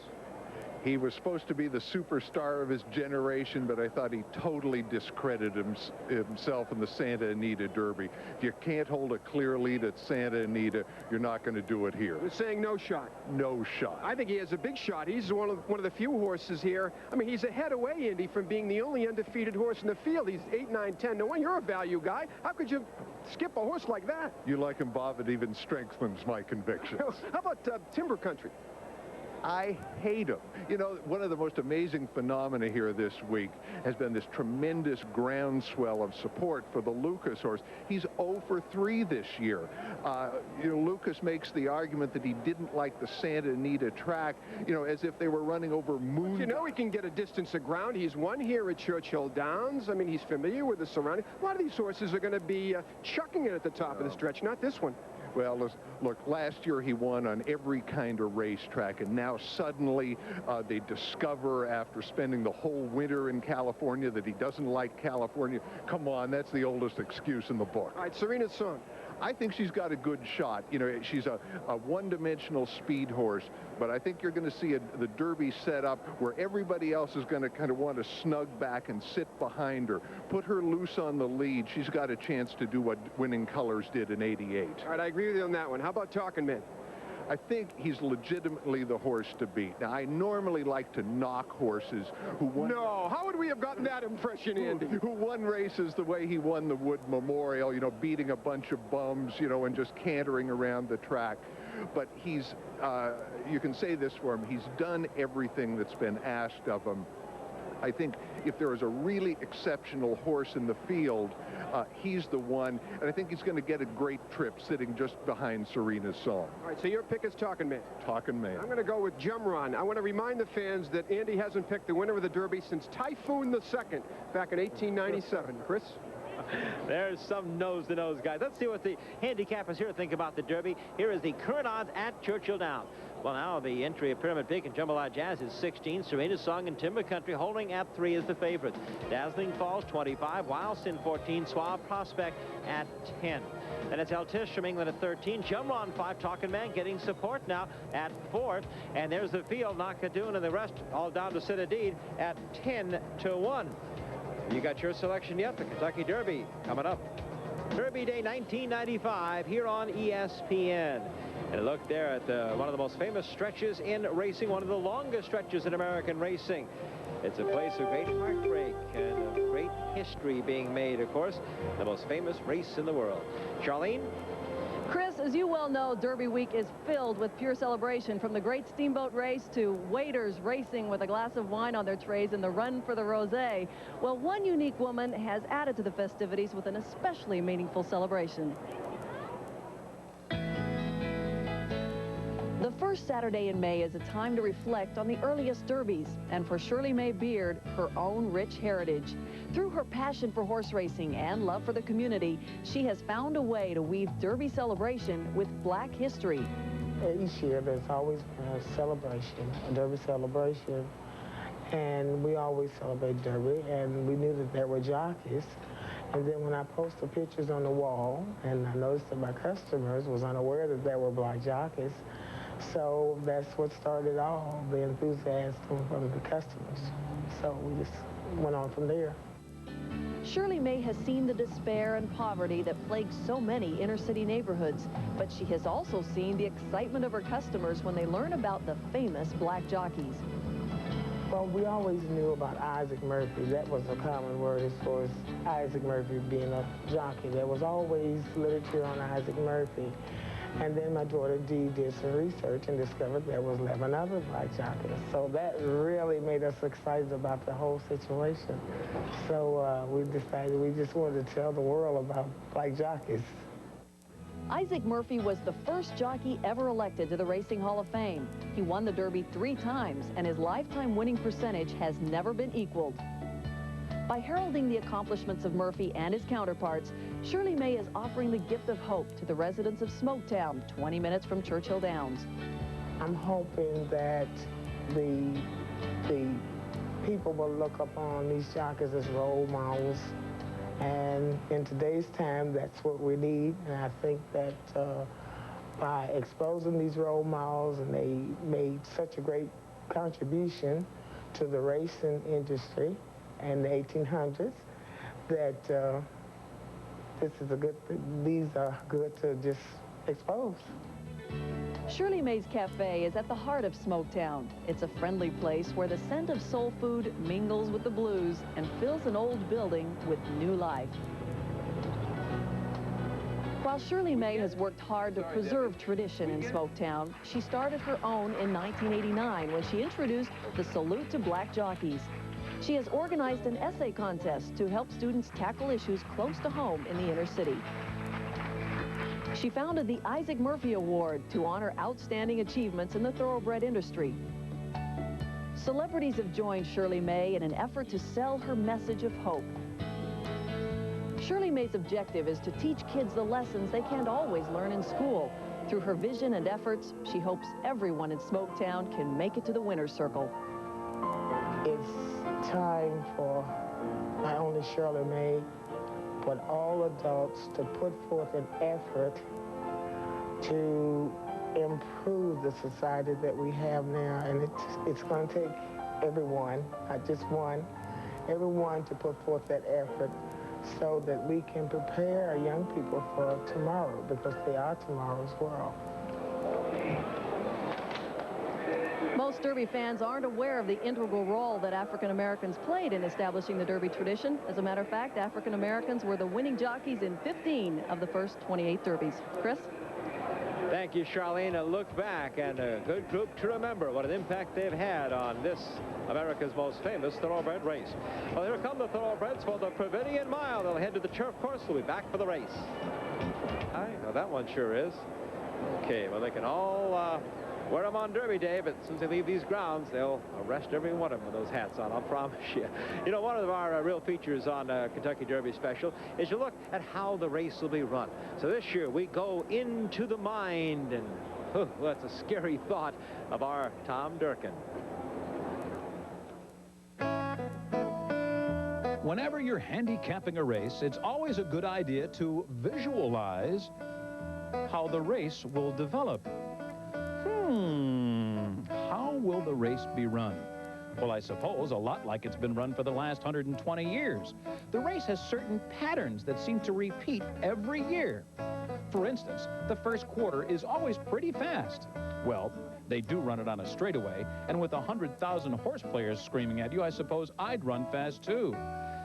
Things seem to calm down a bit on the backstretch, but on the far turn, every year, it seems the winner is doing his or her best running there. Front runners, closers, any type of Derby winner is going to win the race on the turn. And the stretch? Well, by mid-stretch, the race is virtually over. Rarely is a Derby winner not in front by the 8th pole. All right, so let's picture how the race will develop. In front early, gotta be the filly, Serena's Song, just like she did a couple weeks ago in the Jim Beam. But that wild first quarter here, too fast, too soon, too bad.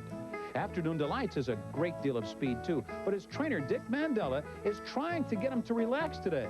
Tough job relaxing at a madhouse like this on Derby Day.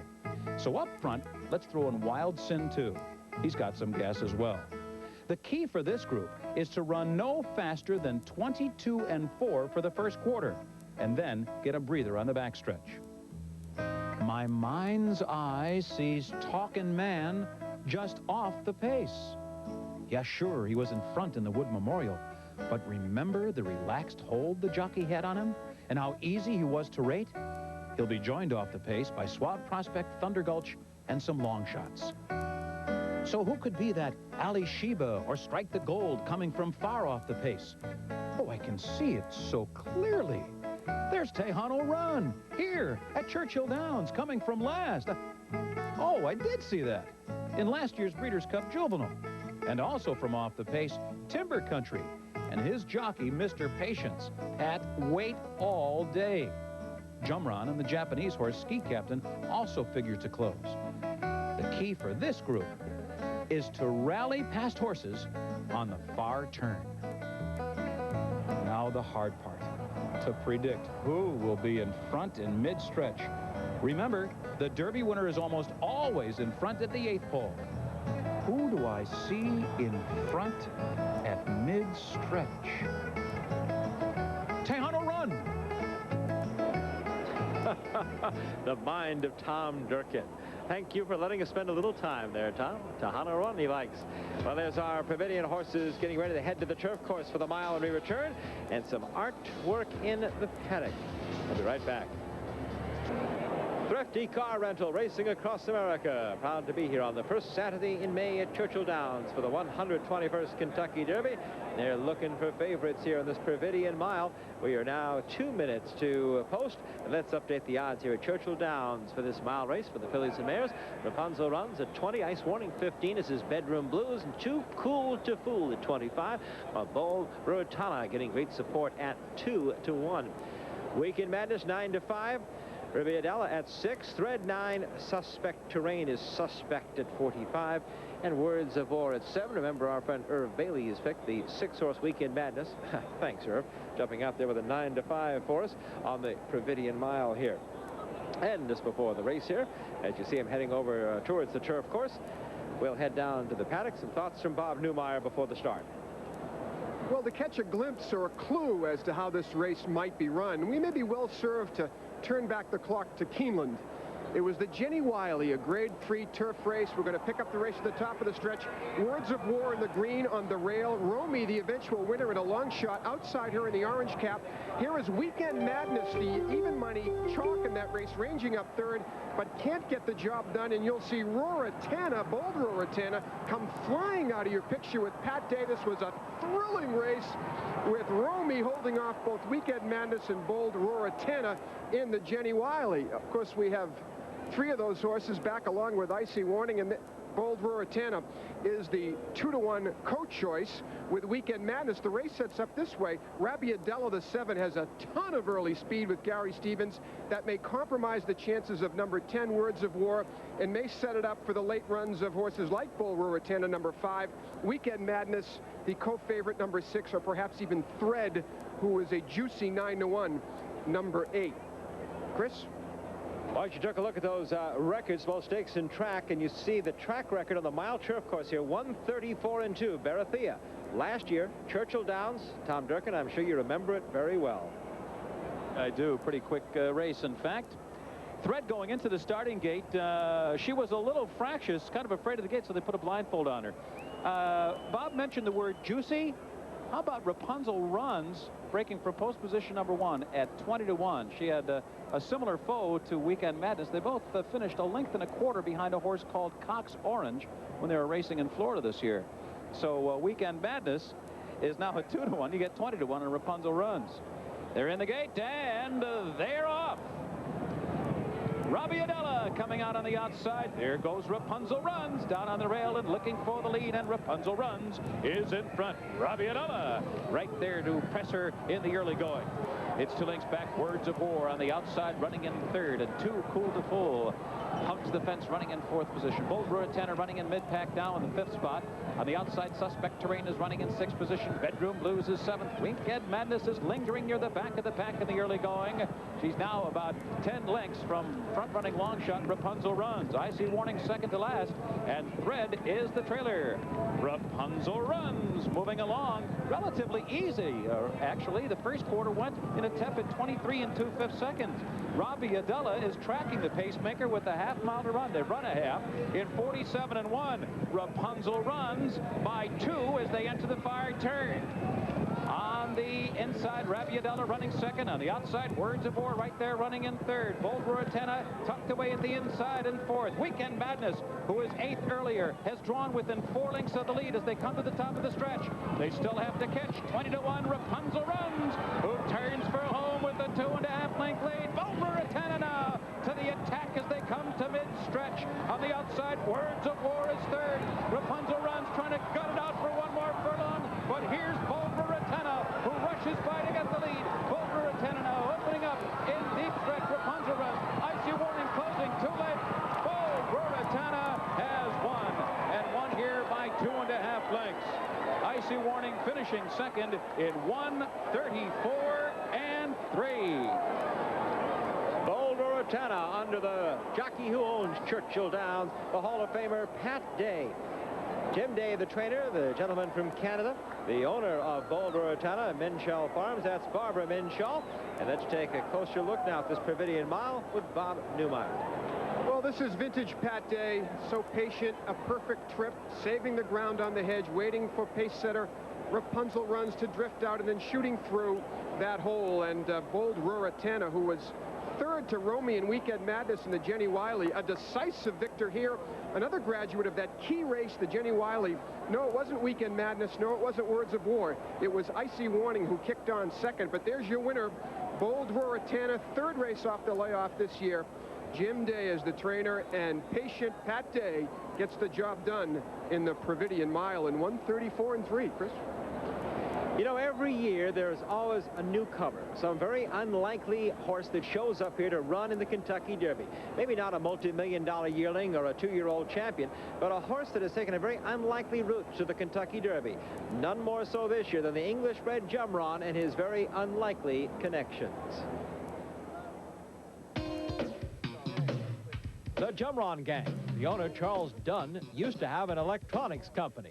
His trainer, Gary Lewis, was a pharmacist and has never raced a horse outside California.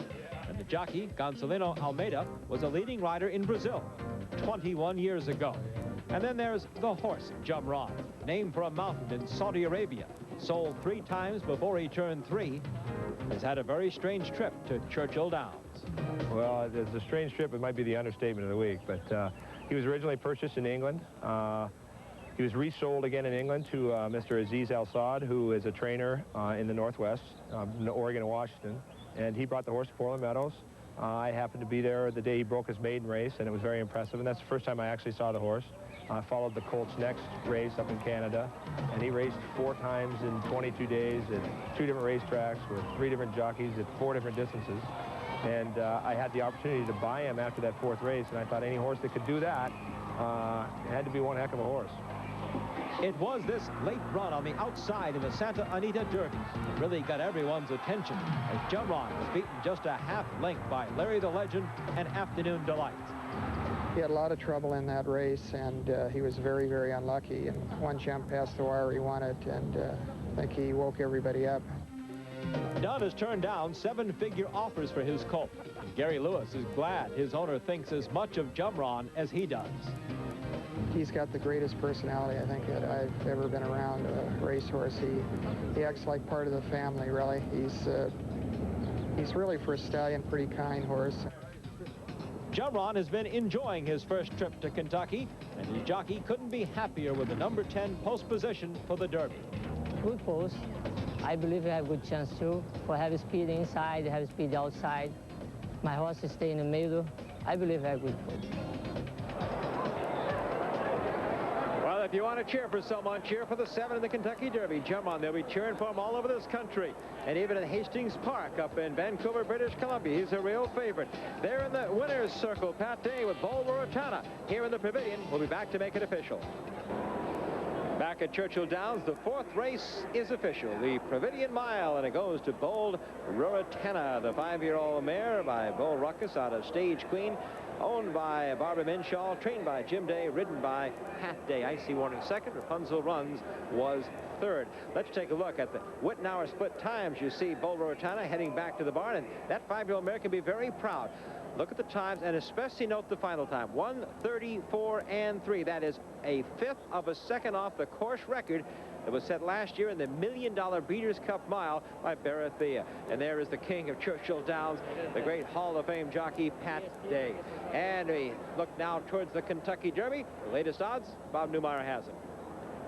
It's one of the fun parts about this day is to track the progression of the betting of the Kentucky Derby.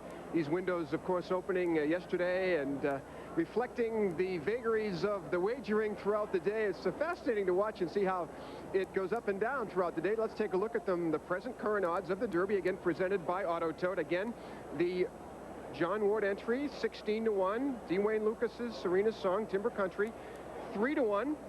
Certainly double digits. Dazzling Falls, Wild Sin, Suave Prospect holding at 10.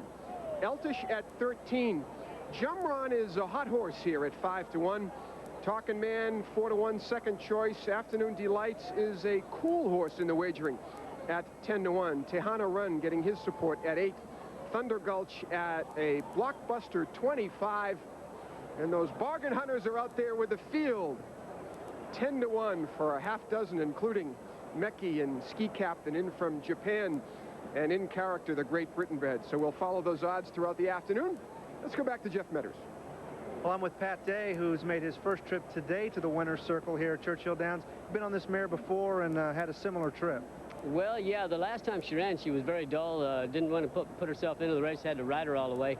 Today, Jim Day, the trainer, had her in great shape. She was very enthusiastic, went about her business in a very professional manner. She left there running. She got into the race, got herself well placed, cut the corner east to the outside, put the hammer down, and asked her. And when I did, she responded beautifully and just won going away. She's a real nice filly, and I think Jim has just done a tremendous job with her. Lots been said about how excited you are to ride Timber Country. The moment's almost here. Just your quick thoughts on that horse. Well, I'm very enthusiastic and optimistic about our chances.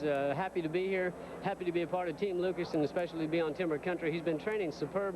We've been very high on this colt. I've been very, very high on him since last fall when I had the opportunity to get on him for the Champagne and then the Breeders' Cup Juvenile. He might have been a bit of a disappointment to some people because of his races early this year in Santa Anita, but he showed an obvious dislike for that racetrack and was never beat off a long ways. He's moved forward, I think, on this racetrack. He looks splendid. He's acting good. He's trained well over this track, and I'm optimistic about, I think we'll get a good effort out of him if we can get a good trip, which you always have to have a little racing luck with a 19-horse field. But if we can get a decent trip for him, I think that he's certainly got the quality to get the job done. Well, thanks, Pat. I hope he gets you your second Derby. Now let's go back to Chris Lincoln. Pat Day with a very good chance to be on the post-time favorite in the Kentucky Derby. Timber Country is part of the entry with the filly Serena's Song. You should take a look at that winner's circle for the Providian Mile.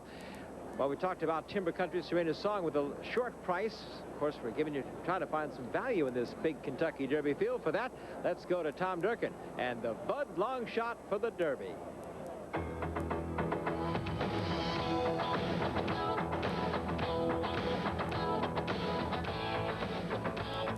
For our Budweiser Longshot, we've selected the entry of Pyramid Peak and Jambalaya Jazz. Yes, Jambalaya Jazz has been a disappointment, and Pyramid Peak is short on experience, but he comes off the best race of his life in the Flamingo at Hialeah.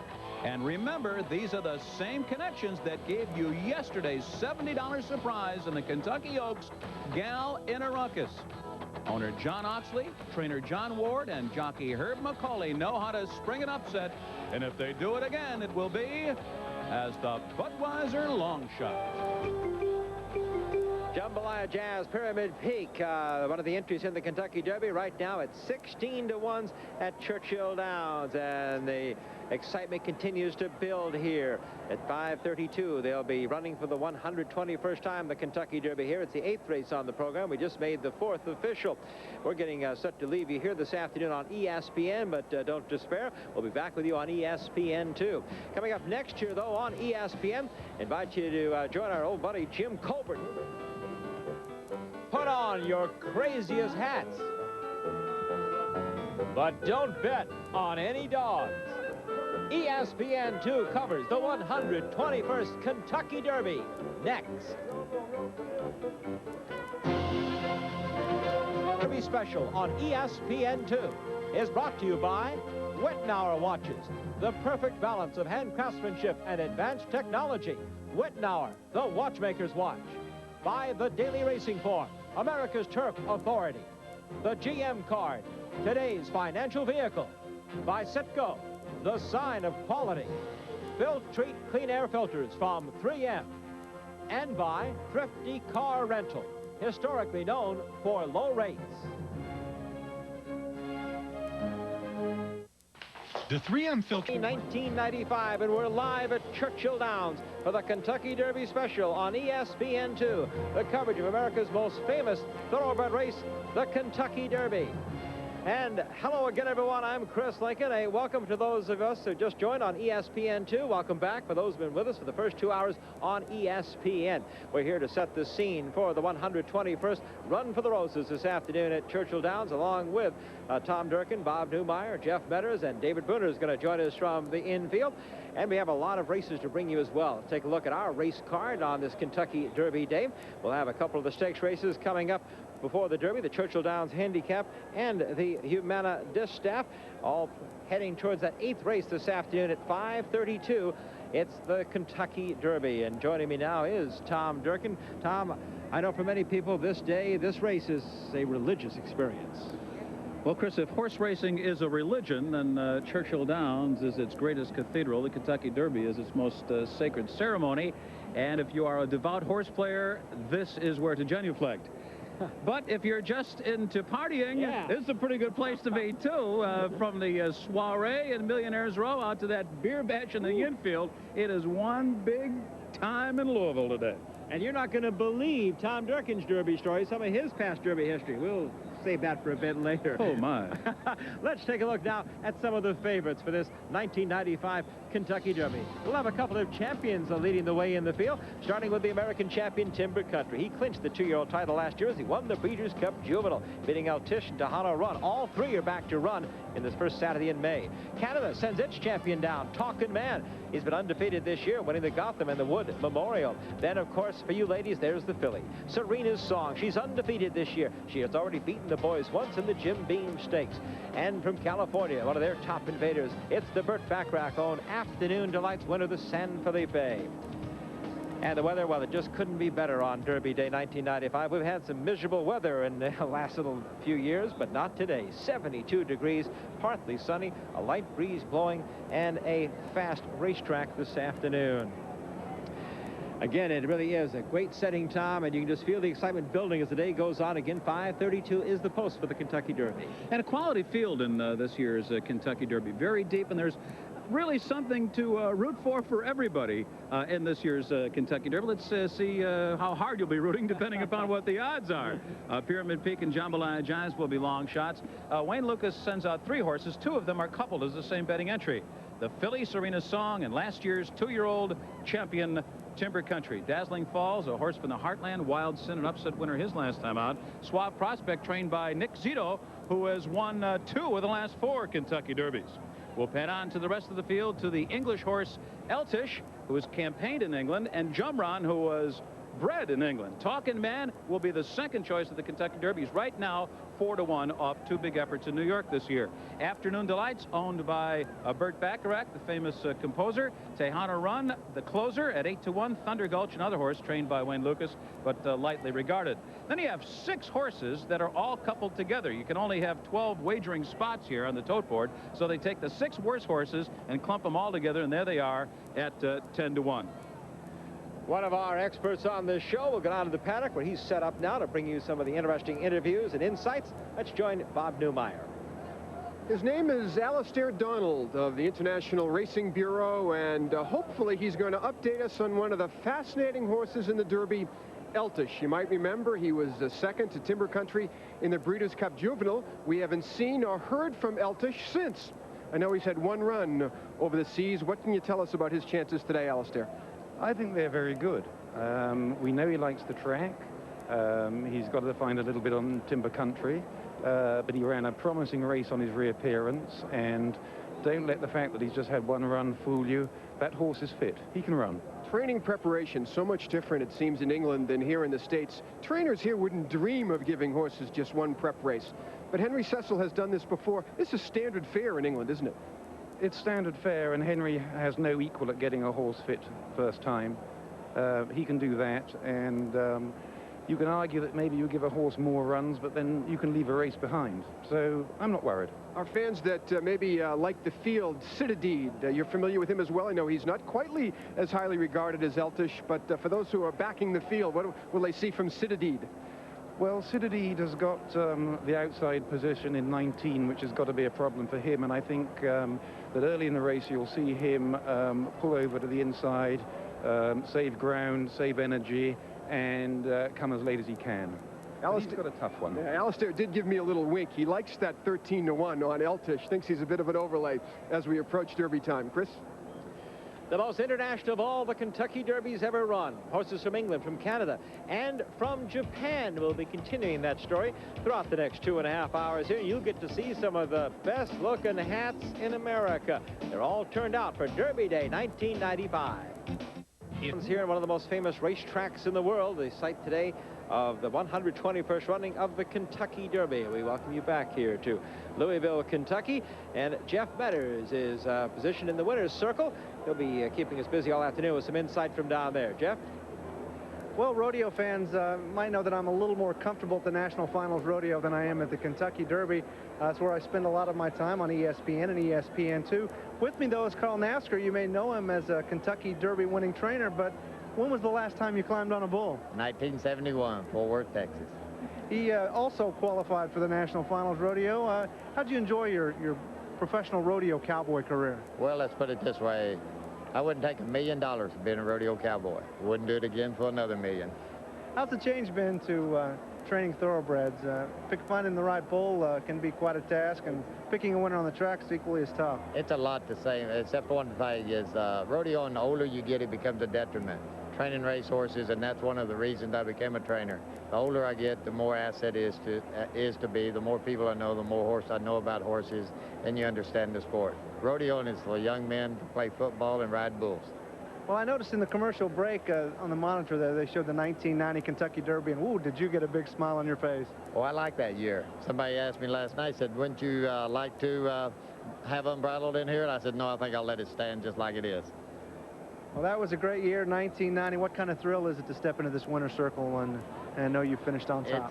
It's a kind of thrill that you cannot really explain. It's better to say, like, it's great wine, and the older it gets, the better it gets. It's unbelievable to win this Derby and achieve something in this historical significance as the Kentucky Derby is. One last question, because a lot of guys on our crew swear by who you pick for the Derby. So who's it going to be this year? It'll be Jumron. That's who I like a bunch. I think he's an old barnyard dog, and he'll come running hard. I got to get to the window, and we'll go to Charlene. Thanks, Jeff. We've been talking races and odds all afternoon. This gentleman knows both very well, presidential hopeful Senator Phil Gramm, and this is your first Derby. What made you decide to come this time? Well, I've been invited for many, many years. I've watched it on television like millions of Americans, but I figured next year that I'm going to be in the middle of the presidential campaign. The next year, I hope to be president. And then coming won't be as simple or easy, so I figured if I was going to do it, this is the year. Well, it didn't look easy this afternoon. You were surrounded. You've been the star of the Millionaires Row this afternoon. It's a strange role for me. This morning in the newspaper, I looked at the odds for the presidential race. You and Bob Dole are tied at 4-1. Well, you know, it's very interesting how when people are betting their money, how the opinions are often different than when people are writing in the newspaper. I think it is a very close race. I think Senator Dole's got lots of name ID. He's been a national leader since I was in high school. But I think we have a hard base of support that comes from the fact that the American people are ready for a dramatic change. They think it's time to stop cutting deals with America's future in Washington. They want somebody who's willing to say no when no is the right answer. And in Washington, D.C., no is often the right answer. Okay. Well, for today in the Derby, who do you like? Well, I'd tell you, but we have a mutual betting system so that if I told you who was going to win, people would bet on it, and electronically the odds would move before I could get down to put my money down. So I'm going to keep it to myself. All right, it's a secret. We'll head on up to Tom. Tom? And an international event indeed this year, and the first horse ever from Japan will run in the Kentucky Derby. I'm with Mr. Makoto Masui, a sports writer from Tokyo, and tell us a little bit about Ski Captain. He's had only 4 races. Well, he had just only 4 races, but he has done very well. Good exercise. His shape is very fine right now. He's won 3 of those 4 races. How does he rate with all the other 3-year-olds in Japan? Is he the best 3-year-old in Japan? Yes, I think so. He's one of the best. Is this a time of year where the horses are running in Japan, or is this the off-season for them? Oh, it's right the season, but he has no chance to run for Japan Derby, because he was born in Kentucky here, in the United States. And when is that race? Japan Derby, yes. And when is this? It's been the end of this month, sometimes in the 3rd Sunday of May, I think. Tell us a little bit about his training. I understand he runs uphill over wood chips. It's a new technique that's been introduced by, it's been developed by trainer Miss Mori. And as far as the results, it's been done well, and it's a little bit slope, uphill, and with chips on it. As far as the results, well, we'll find out a little bit later. Chris? Ski Captain placed in the mutual field here for this year's Kentucky Derby. Mr. Maury, his trainer, said he's less worried about the long trip going counterclockwise first time on dirt than he is about the strength of the yen and what it'll do to the purse. Kentucky Derby, former President of the United States, George Bush enjoying the day as the guest of Will Parrish of Lanes End Farm and greeting some of the crowd here. ESPN 2 welcomes you back to Churchill Downs in Louisville, Kentucky. You know, our David Bruner, we kind of keep behind the scenes. He's the producer of our Racehorse Digest on ESPN. But he's a cool swinging guy, and we figured he's the one who would have to take on this role of putting together some excellent adventures. And David Bruner earlier today was trying to make his way to the infield of Churchill Downs. Okay, before you can get into the infield here at Kentucky Derby 121, you got to make it past these guys. We're going to go see Officer Augustus Jones do search and seizure here at the Derby. All right, Augustus, show us your technique here. What are we looking for? Look for bird, booze, alcohol. You had a probe down there pretty deep? Yep. Yeah? Sure do. You found a lot of stuff today? Yeah, I found quite a bit of bird. Yeah? What are we looking for? Ain't nothing in here, though. Huh? Nothing in here? Are you sure?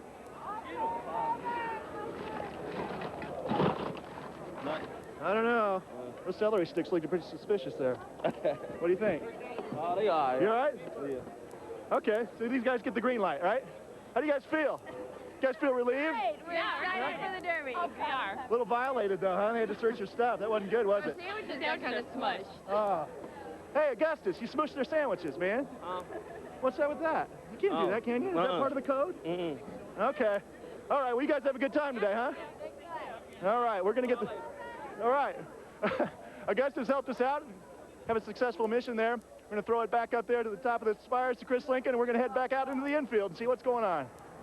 All right, I understand they're strip searching Dave Bruner right now before they'll let him into the infield. We'll continue throughout the afternoon on ESPN2 with David Bruner's great Kentucky Derby Day adventures. I think you'll enjoy that, and there is a look at that infield. Thousands and thousands pay $25 to get in. Some even like horse racing. Some even want to bet. Not many, but they do try to fight their way to the windows there. That is a wild scene here at Churchill Downs, and certainly not for the faint of heart. But they've got a beautiful day for it. Temperature approaching 80 degrees here. You know, yesterday for the running of the Kentucky Oaks, we had an all-time Oaks Day record crowd, more than 87,000. We're still waiting to get the numbers here on Derby Day 1995. Estimates range from 130,000 to over 140,000 people to attend America's most famous day at the races. Let's go down now to the paddock, and Bob Newmeyer standing by there. Bob? We're going to take another look at the Providian, a mile on the grass, and this was an excellent race showcasing the mighty skills of jockey Pat Day. Pat's going to be sitting on the rail on the inside with Bull Ruritana, and he's going to find a seam and cut to his right behind Rapunzel Runs, and this will be a decisive score for Pat Day on Bull Ruritana. The co-favorite in the race just never fired. Weekend surprise. In fact, it was Icy Warning that would come up way on the outside to be second, completing an exacta, but clearly the winner, Bold Ruritana and jockey Pat Day. That race just a few minutes ago in the Providian Mile here at Churchill Downs. Just a couple of minutes until the Churchill Downs Handicap. A lot of activity here in the paddock, and the horses are making their rounds. We'll be back with an update in just a moment. Chris? We're looking forward to the Churchill Downs Handicap because it marks the return of last year's Kentucky Derby winner, Gopher Gin, back a year after his victory at Churchill. Trainer on a mission, Nick Zito. 3 times he's saddled horses for the Kentucky Derby. He's won the Roses, an incredible twice. He's won half of the Derbies in the 90s, including with this one right here. Gopher Gin won last year's Kentucky Derby. For his owners, Bill Condren and Joe Carnaccia. And Gopher Gin and Nick Zito have really had a little tough time since that period. The Derby winner who made such a big splash last year, back, and the first time ever, in fact, in history, the Derby winners returned a year after the fact, but still looking for a win. Yeah, he finished second in the Preakness, second in the Belmont, and since the Kentucky Derby last year, Gopher Gin has lost 8 times in a row. But what you have to do is bet $2 on Gopher Gin today. That way you can say, I bet on the winner of the Kentucky Derby. Well, Tom, what is it with Nick Zito? I mean, strike the gold. After he won the Kentucky Derby, what, 91, then he didn't win for, what, 13 races in a row, I believe. Special horse for a special race. Everything has to fall together on Derby Day.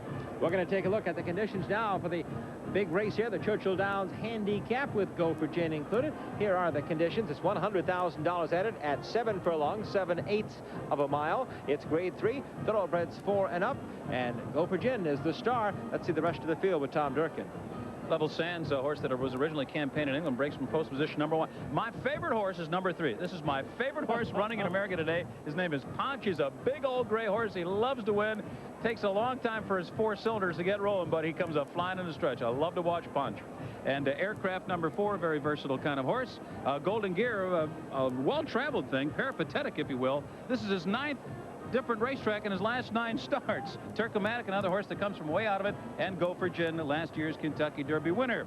And Longshot, 3 diamonds, and completing the field, Waldeboro, and Honor the Hero, who at one time in his career set the world record for 6 furlongs. He ran 6 furlongs in 1:06 and 4.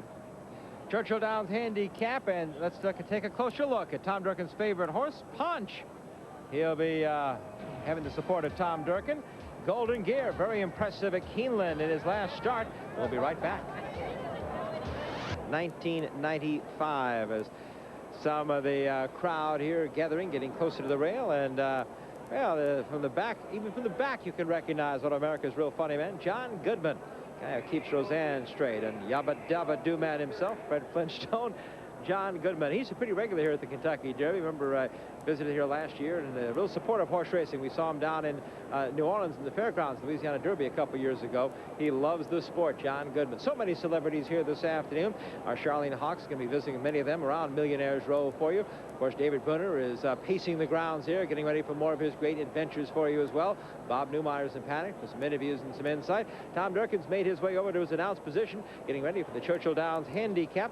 And you see last year's Kentucky Derby winner in those gold silks of Bill Condren and Joe Carnaccia. Also listed as the part owners, Mrs. A.B. Hancock Jr. Nick Zito trains. You know, we talked about Gopher Gin, the fact that he has not won since the Derby of last year, but he's no slouch. He's earned more than $1.3 million. He's been on the board 12 of 18 starts. Some of the others we'll keep an eye on. Honor the Hero is Tom Durkin mentioned, won this race a year ago, racing in the blue silks of Burdick and Hewlin. Pat Day is up on Honor the Hero.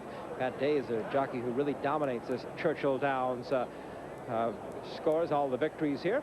And standing by now, Bob Newmeyer with the trainer of Gopher Gin, Nick Zito.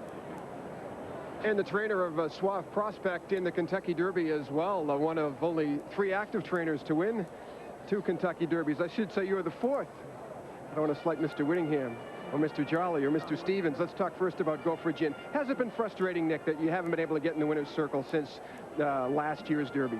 Oh, absolutely, Bobby. But, you know, this horse has run hard all the time. The Triple Crown was tough on him, and he ran extremely well in all those races. And after the Triple Crown, he had to run on a high level again. So I think we got him right now. We gave him the proper time, and he's had 2 good races, and I like his post position today, and I like him a lot. How are these pictures? Remember this? Yeah, that's a great picture, Bob. You want to bottle that some? Can we take it home?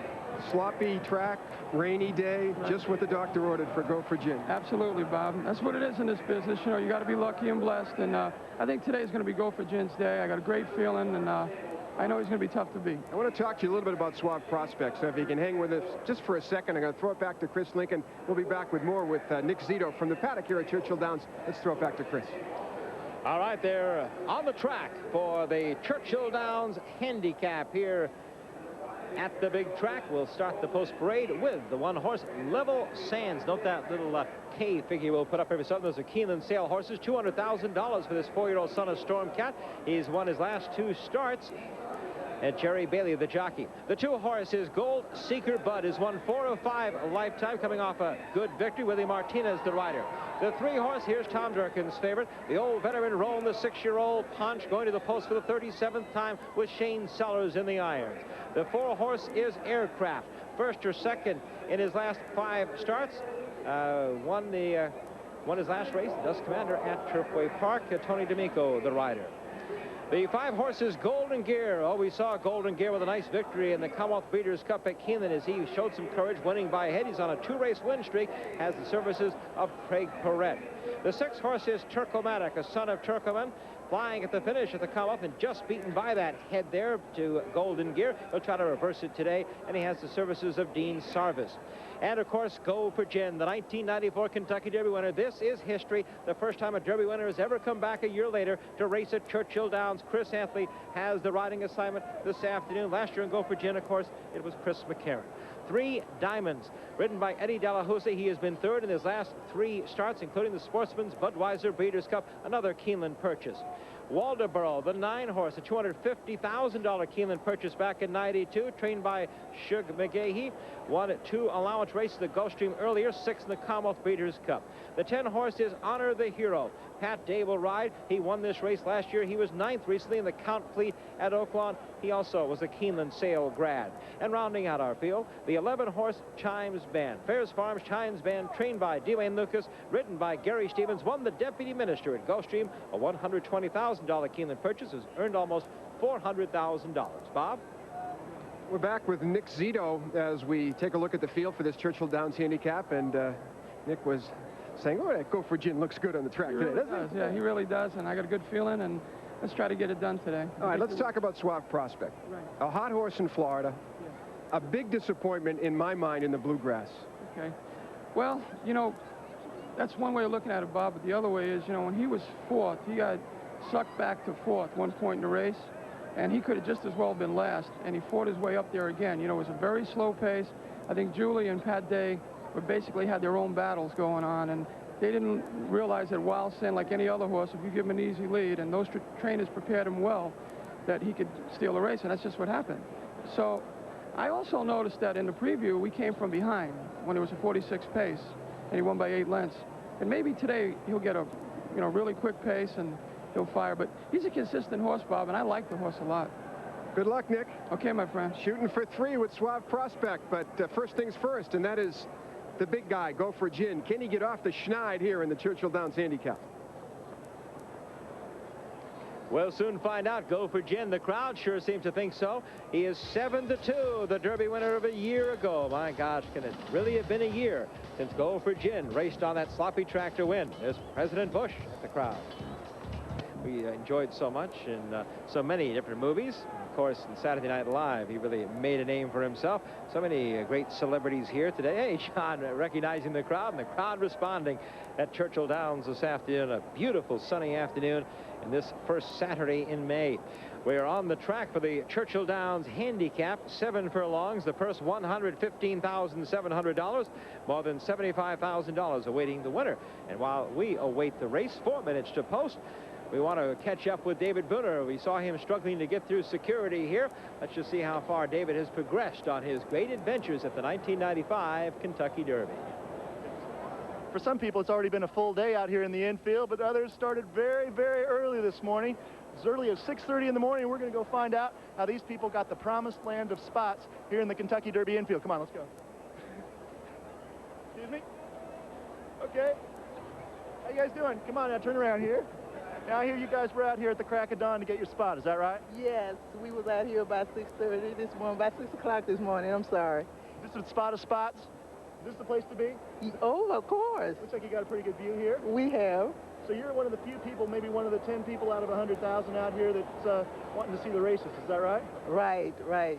We got up about 5 this morning, and we all got dressed, and my son, he ran for the spot. Who's your son? Which one? Okay, Eric. All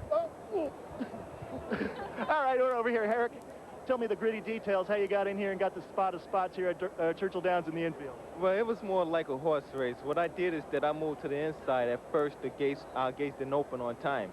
So what happened is that I shift my body on over to the gate where the people left from. And when they opened that gate, I jumped over like a horse got a bad start.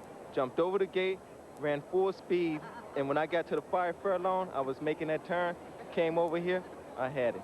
No stewards inquiries, you got away clean? No stewards inquiry. That's what Timber Country going to do. All right, we're out here in the Derby infield. We're going to throw it back across the track. You see where you need to be if you come to the infield at Churchill Downs.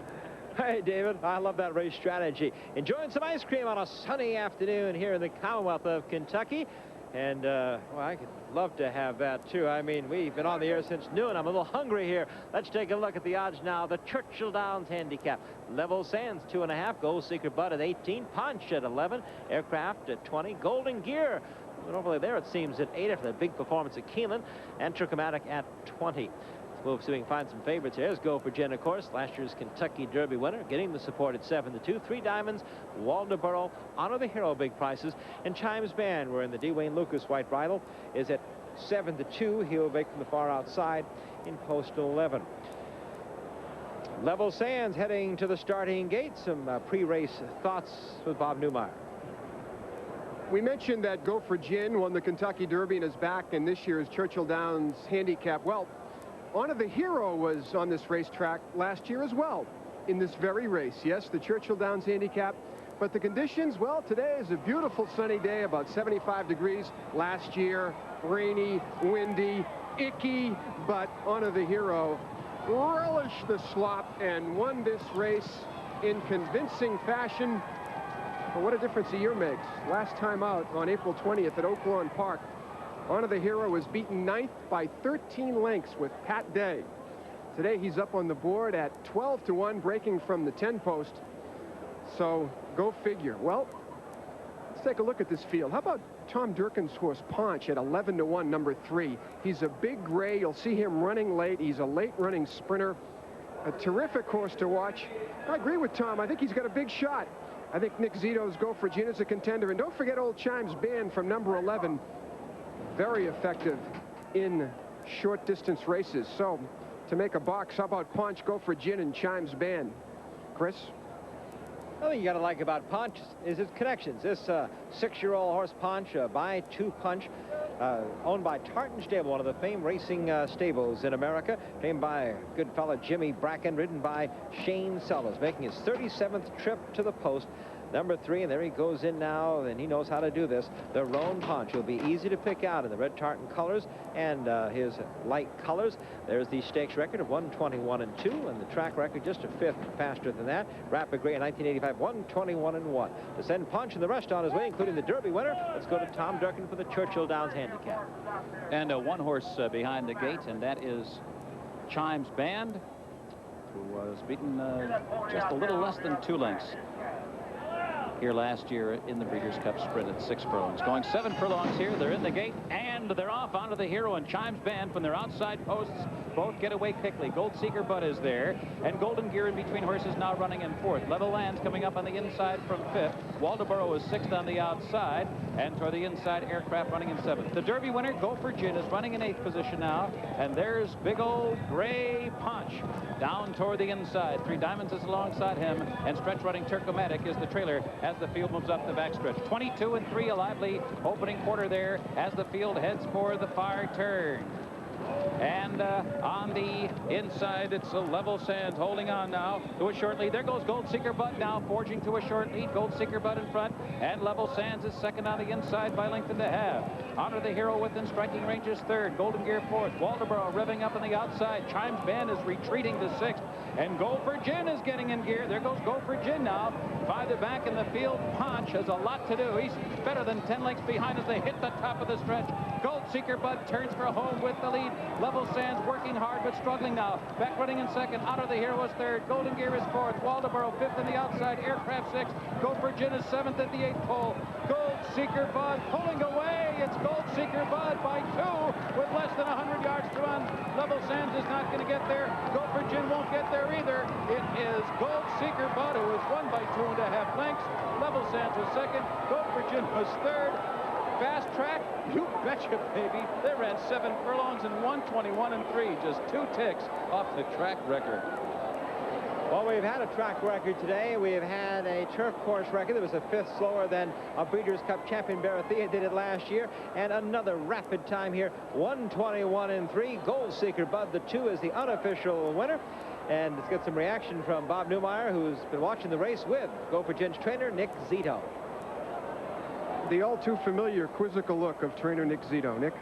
Well, again, you know, he's so far out today. I don't know what happened today. He come like a lion down the last 1/8 of a mile, and we'll see what happens. We'll keep trying. Again, this is a good race, but this track was real fast, and the speed was holding on. Look where he comes from, Bob. Look how wide he goes. He's in the gold, extremely wide, being fanned out maybe 6 or 7 pats. Seemed to me to get shuffled back a little bit out of the start, makes a big late run. But, Nick, after watching these races on the dirt, I'm getting the conclusion that this is a speed-favoring racetrack. That's what it looks like right now. I mean, you know, his brother come from behind pleasant tap. It was a good idea to just take a few lengths behind, but he's too far out. Look at him closing now. Look at him coming. And I think they broke the track record, or just as a tick off the track record. So we'll see what happens in the Met. The Met is a mile, and maybe stay a little closer and maybe get going there. And maybe with this in mind, you might go to Julie Crone and say, Julie, let's hustle it early with Suave Prospect. Let's get in the race into the first turn, see what happens. Well, that looks like what's going to happen. For some reason, Churchill Downs is now a fast racetrack, so you're going to have to stay close, and that's a perfect example. But again, we're proud of our horse. It's just too bad he didn't make it. All right, Nick Zito, trainer of Go for Gin, third here in the Churchill Downs Handicap. Chris? Coming back, the unofficial winner, Gold Seeker Bud, is a good handicapping tip looking towards the Derby. It looks like a speed track.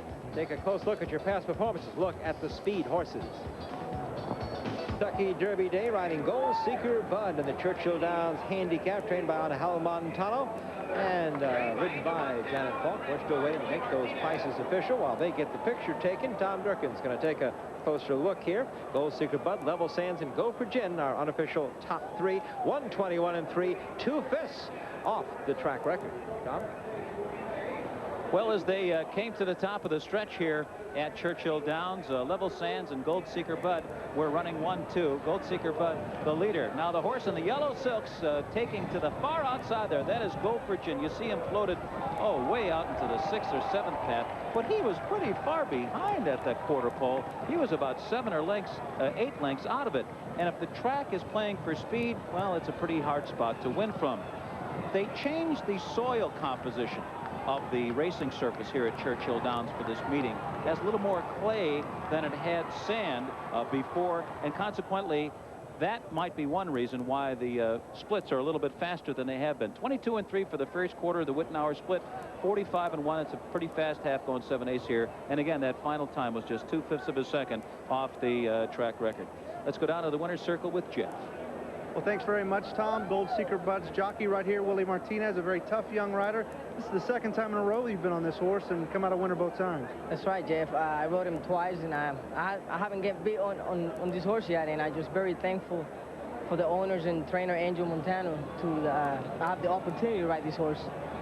Almost a track record, a great performance. I'll let you make the call as he makes the turn here and heads down the stretch. Well, I'll tell you, as we all know, the track has been very fast, and speed has been holding off just great. And I thought if I can get my horse out of the gate and just get him close to the race, it'll help a lot. And before I knew, I was on the lead, so I just took it from there, though. Not too many times you get a chance to finish a race, have your picture made, and shake hands with the former president of the United States, George Bush. That had to be a thrill, too.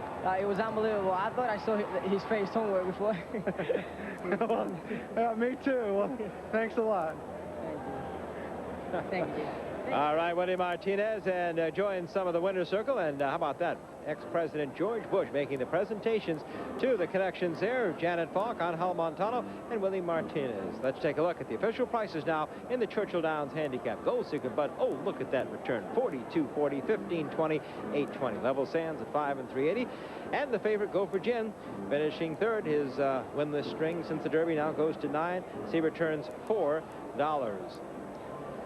So many historical marks here at the Kentucky Derby. Think of this, 50 years ago, 1945, Fred Hooper came to this racetrack with the first thoroughbred he's ever owned, Hoop Jr., and he won the 1945 Kentucky Derby. His rider was Eddie Arcaro. Eddie Arcaro and Fred Hooper, now Fred Hooper over 90 years old. They're here today, 50 years after they won the Kentucky Derby. Well, Leslie Visser now standing by was someone you'll certainly recognize, a very famous person with a real love of this game. Leslie? Burt Bacharach has been a breeder and a composer for more than... Well, it's been a while since we've checked in with our friend Charlene Hawks. We looked at Millionaire's Row. She's probably had a little caviar, maybe a little sip of champagne. And Charlene, it's time to get back to work.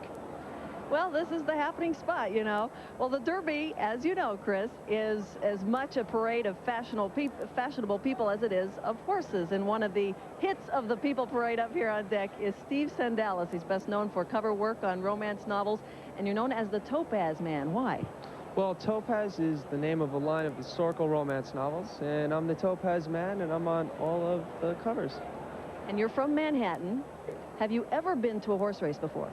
No, this is my first horse race, so I said if I'm going to a horse race, I'm going to the best horse race. And what do you think so far? Well, it's very exciting. I almost won. I almost won, and I'm hoping the next race I'll be a little luckier. How do you determine your picks? Eeny, meeny, mighty, mo. Very educated guess, we could tell. What other kind of work do you do? Well, I'm trying to pursue a career in acting, and Topaz keeps me very busy. I tour the country promoting Topaz books, and it's a heck of a job. Yeah, well, we've heard a lot of really good guesses today about the Derby and what kind of picks they have. Let me hear yours, because it's got to just go based on intuition, I guess. I'm going for Julie. She's the only female jockey in the race, and I'm going for Julie. She's my favorite. The Topaz man would go for the girl. Okay, Chris?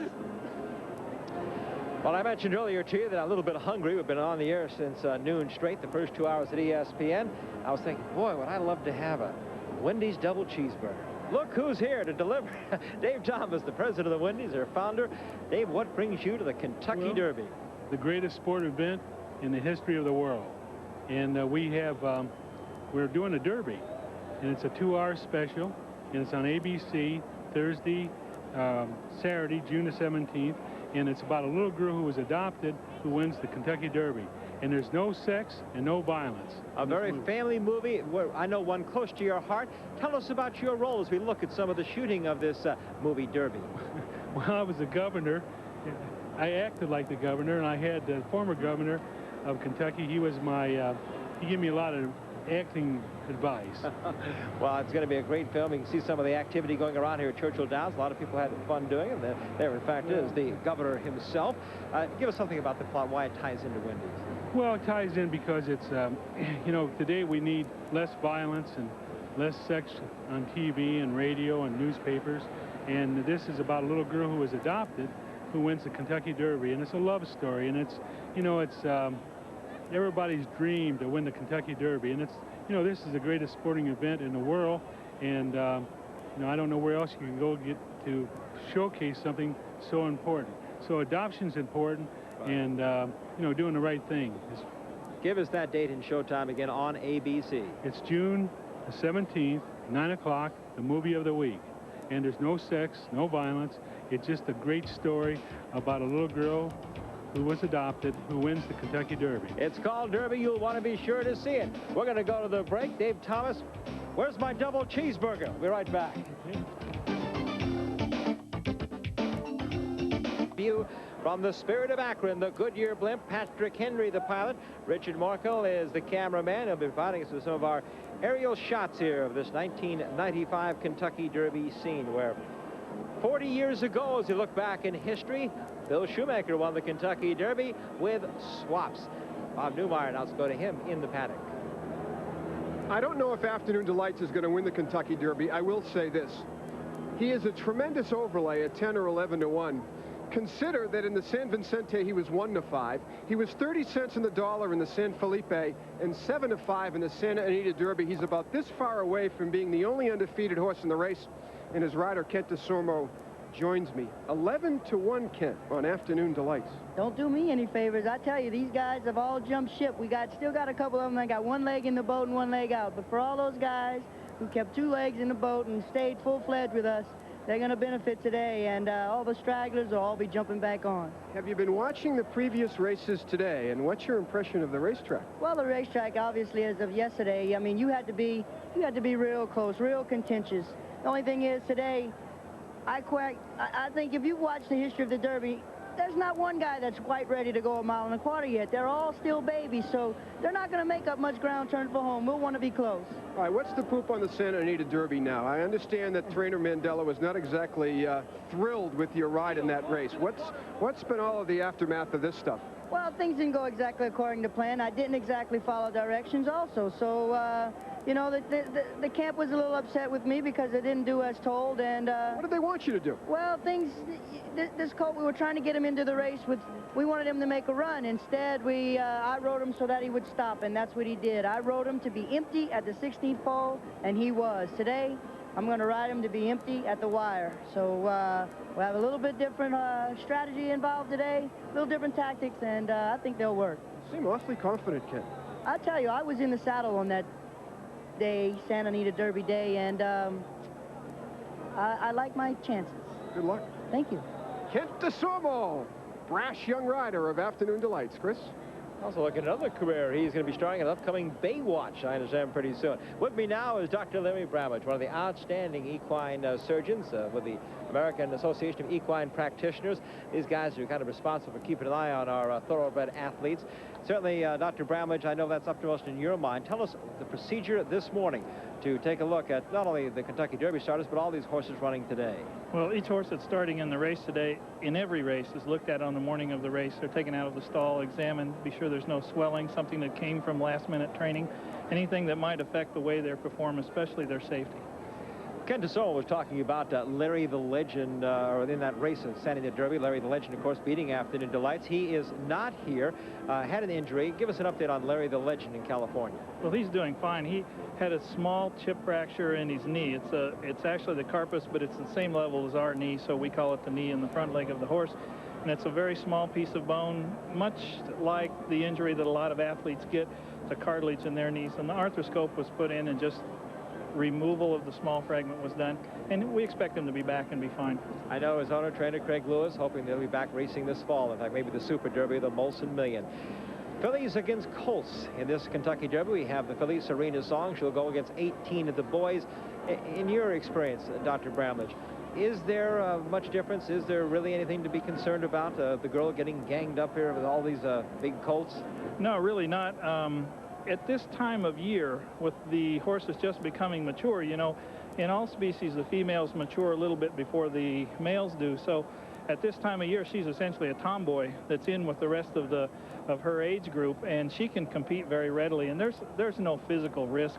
The thing people are concerned about is that a horse tries so hard that they get physically or mentally discouraged, but that's not unique to just a filly. So it's kind of an oddity, and it's something for everyone to talk about, but physically there's no reason what to be particularly concerned. We'll see how good a tomboy she is. Dr. Larry Bramage, one of the outstanding equine veterinarians and surgeons in this country. By the way, also part of their AEP on-call program. They're keeping an eye on all these horses, all these races for us. They'll be here if we need any information. Bob Newmeyer? Well, we've been doing the analysis of the Kentucky Derby while my guest, Geraldo Rivera, has been doing a lot of the analysis on the O.J. Simpson trial. I guess I don't think there are any particular comparisons to be drawn, mercifully. Cato Kaelin's here. Yeah, Cato Kaelin is here. But he's running away from me. That's a good point. Who are you schmoozing with? Why are you here?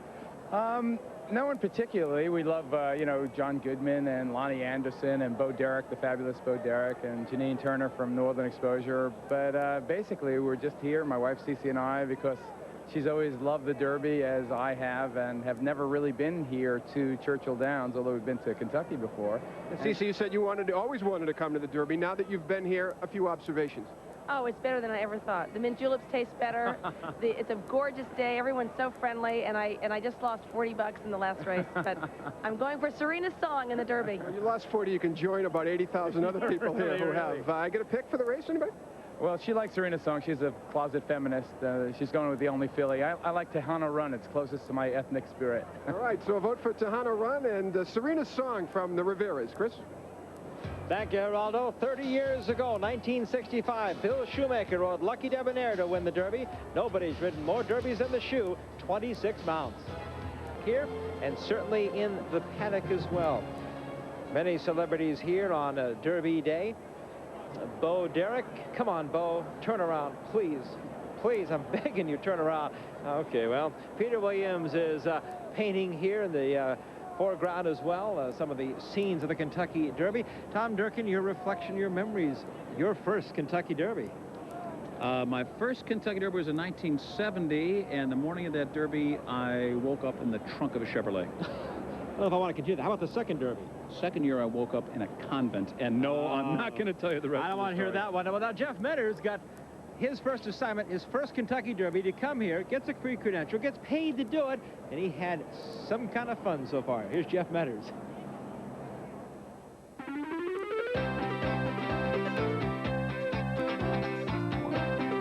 Well, I guess my secret's out. This is my very first Kentucky Derby. I was looking for some inspiration, so I asked Tom Durkin about his first Derby. He said it was 25 years ago when he wound up spending the night in a car. He did say, though, he came back the next year and stayed in a convent. I don't have real high expectations for mine, but I'm hoping it falls somewhere in between those two. Almost from the very instant you step on the grounds here at Churchill Downs, they make you feel welcome. Welcome to Churchill Downs and the Kentucky Derby. Weapons and or any item which may be used as a weapon and or a dangerous missile and any item or substance, the possession of which is prohibited by Kentucky state law. They have better security here than most airports. They even searched our ESPN2 crew. They're looking for that dangerous missile as opposed to the safe missile. My first order of business was to buy all the souvenirs my family requested. You have to be careful, though. You can get carried away. How much do I owe you? $437, sir. Ow, you take the corporate card? Most definitely. From there, I set out to get to the bottom of the preferred drink of the Kentucky Derby.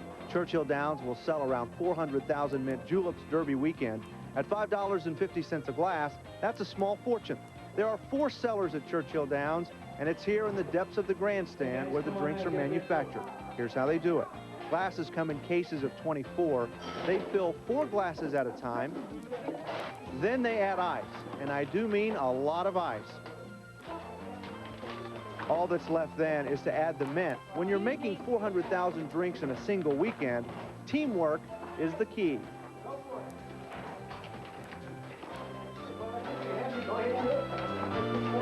The first time you see the mint julep, it's ready to drink. Mint julep? I'll take one. Thanks a lot. And after you get a few stiff mint juleps in you, you get the urge to buy a hat. Before and after. The hat is the foremost fashion statement Derby weekend. Ladies spend hours finding the perfect hat to accentuate the rest of their outfit. Of course, some do have better taste than others. I really like your hat. Thanks. It's my lucky Derby hat. I wore it to the Santa Anita Derby and had Larry the Legend, so I thought I'd bring it back here for good luck. And speaking of fashion, it reaches its peak at Anita Madden's Derby Eve party in nearby Lexington. This year, her guest of honor was Cato Kalin. At $250 a plate, this is a major fundraiser for the Bluegrass Boys Home. The theme for this year's Madden party is "The Fun Also Rises," but unfortunately, so does the sun. Crew call comes awfully early in the morning. Don't you hate it when work gets in the way of a good time? All right, Jeff, welcome to your first Kentucky Derby. Bo Derek has also turned up, realizing Jeff Meadows would be here for the first time. She's always wanted to meet Jeff. Charlene, let's go down to you at Millionaires Row. Thanks, Chris. Dan Issel is a familiar face here at the Derby, not just because he is a well-known basketball hero in these parts, but because he has been coming here for years as a horse expert. You've been a horse breeder for years?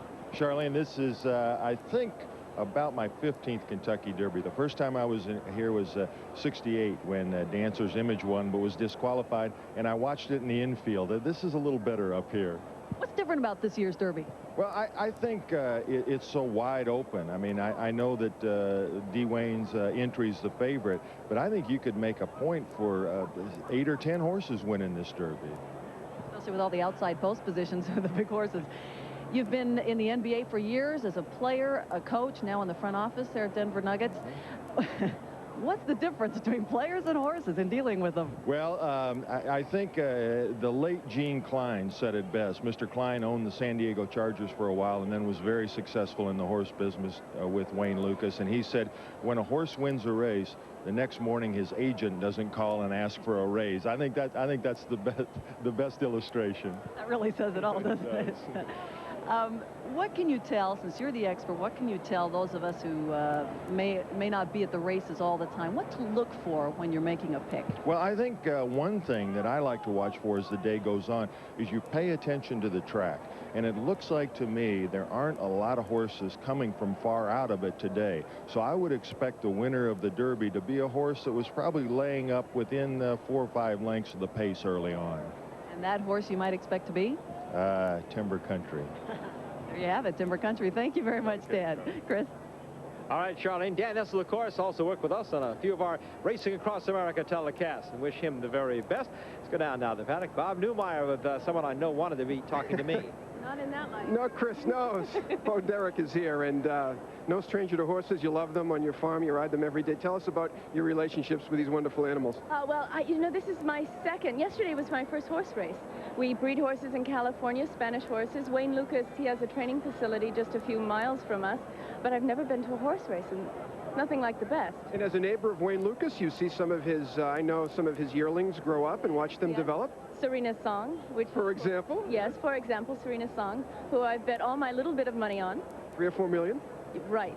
Right. But you're on Serena's Song, and you're traveling around here and greeting all the people, and this is as much fun for I imagine somebody like you as anything, just to meet some of these fans that adore you so much. It is. They've just been wonderful. The whole place, the whole town has just turned out and made everyone feel so welcome. Thanks. You're welcome. Great to have you here. Bo Derek, back to you, Chris. Eat your heart. He still looks like a 10. Bo Derek, a 10 on the 2. ESPN 2, bringing you our coverage of the Kentucky Derby Special. We'll be right back to Churchill Downs. Hey, May 6, 1995, Thrifty Car Rental, racing across America, welcoming you here on ESPN 2. Our fillies and mares starting to arrive now for the Humana Distaff Grade 3 event, and we'll set the conditions for you and the field now. Humana Distaff for fillies and mares 3 and up, $100,000 at it. They'll go 7/8 of a mile. And as I mentioned, Grade 3. We'll take a closer look at the field of ladies here running in this 6th race on Derby Day. Breaking from post position number 1, a solid contender, Alcovy. And why? Well, she's won 5 of her 6 races here at Churchill Downs. Her temper will be a long shot. And Traverse City, a lot of support, ridden by Jerry Bailey, who rides Tejano Run later on this afternoon. Laura's Pistolet, a 20-to-1 shot with the Corey Nakatani, he of Serena's Song fame. Miss Rahi Ra will be pressing the pace. She too loves Churchill Downs. Has won 5 of 7 at this historic oval. Clever Act, kind of the house horse, owned by Will Farish, who is the chairman of the board of the place. Gracious Nanny will be getting some attention at the windows. And rounding out the field, Velvet Tulip, a stretch runner who comes out this way by way of Santa Anita, and Footing, who was recently bought here at an auction for $290,000, and Morning Minnow.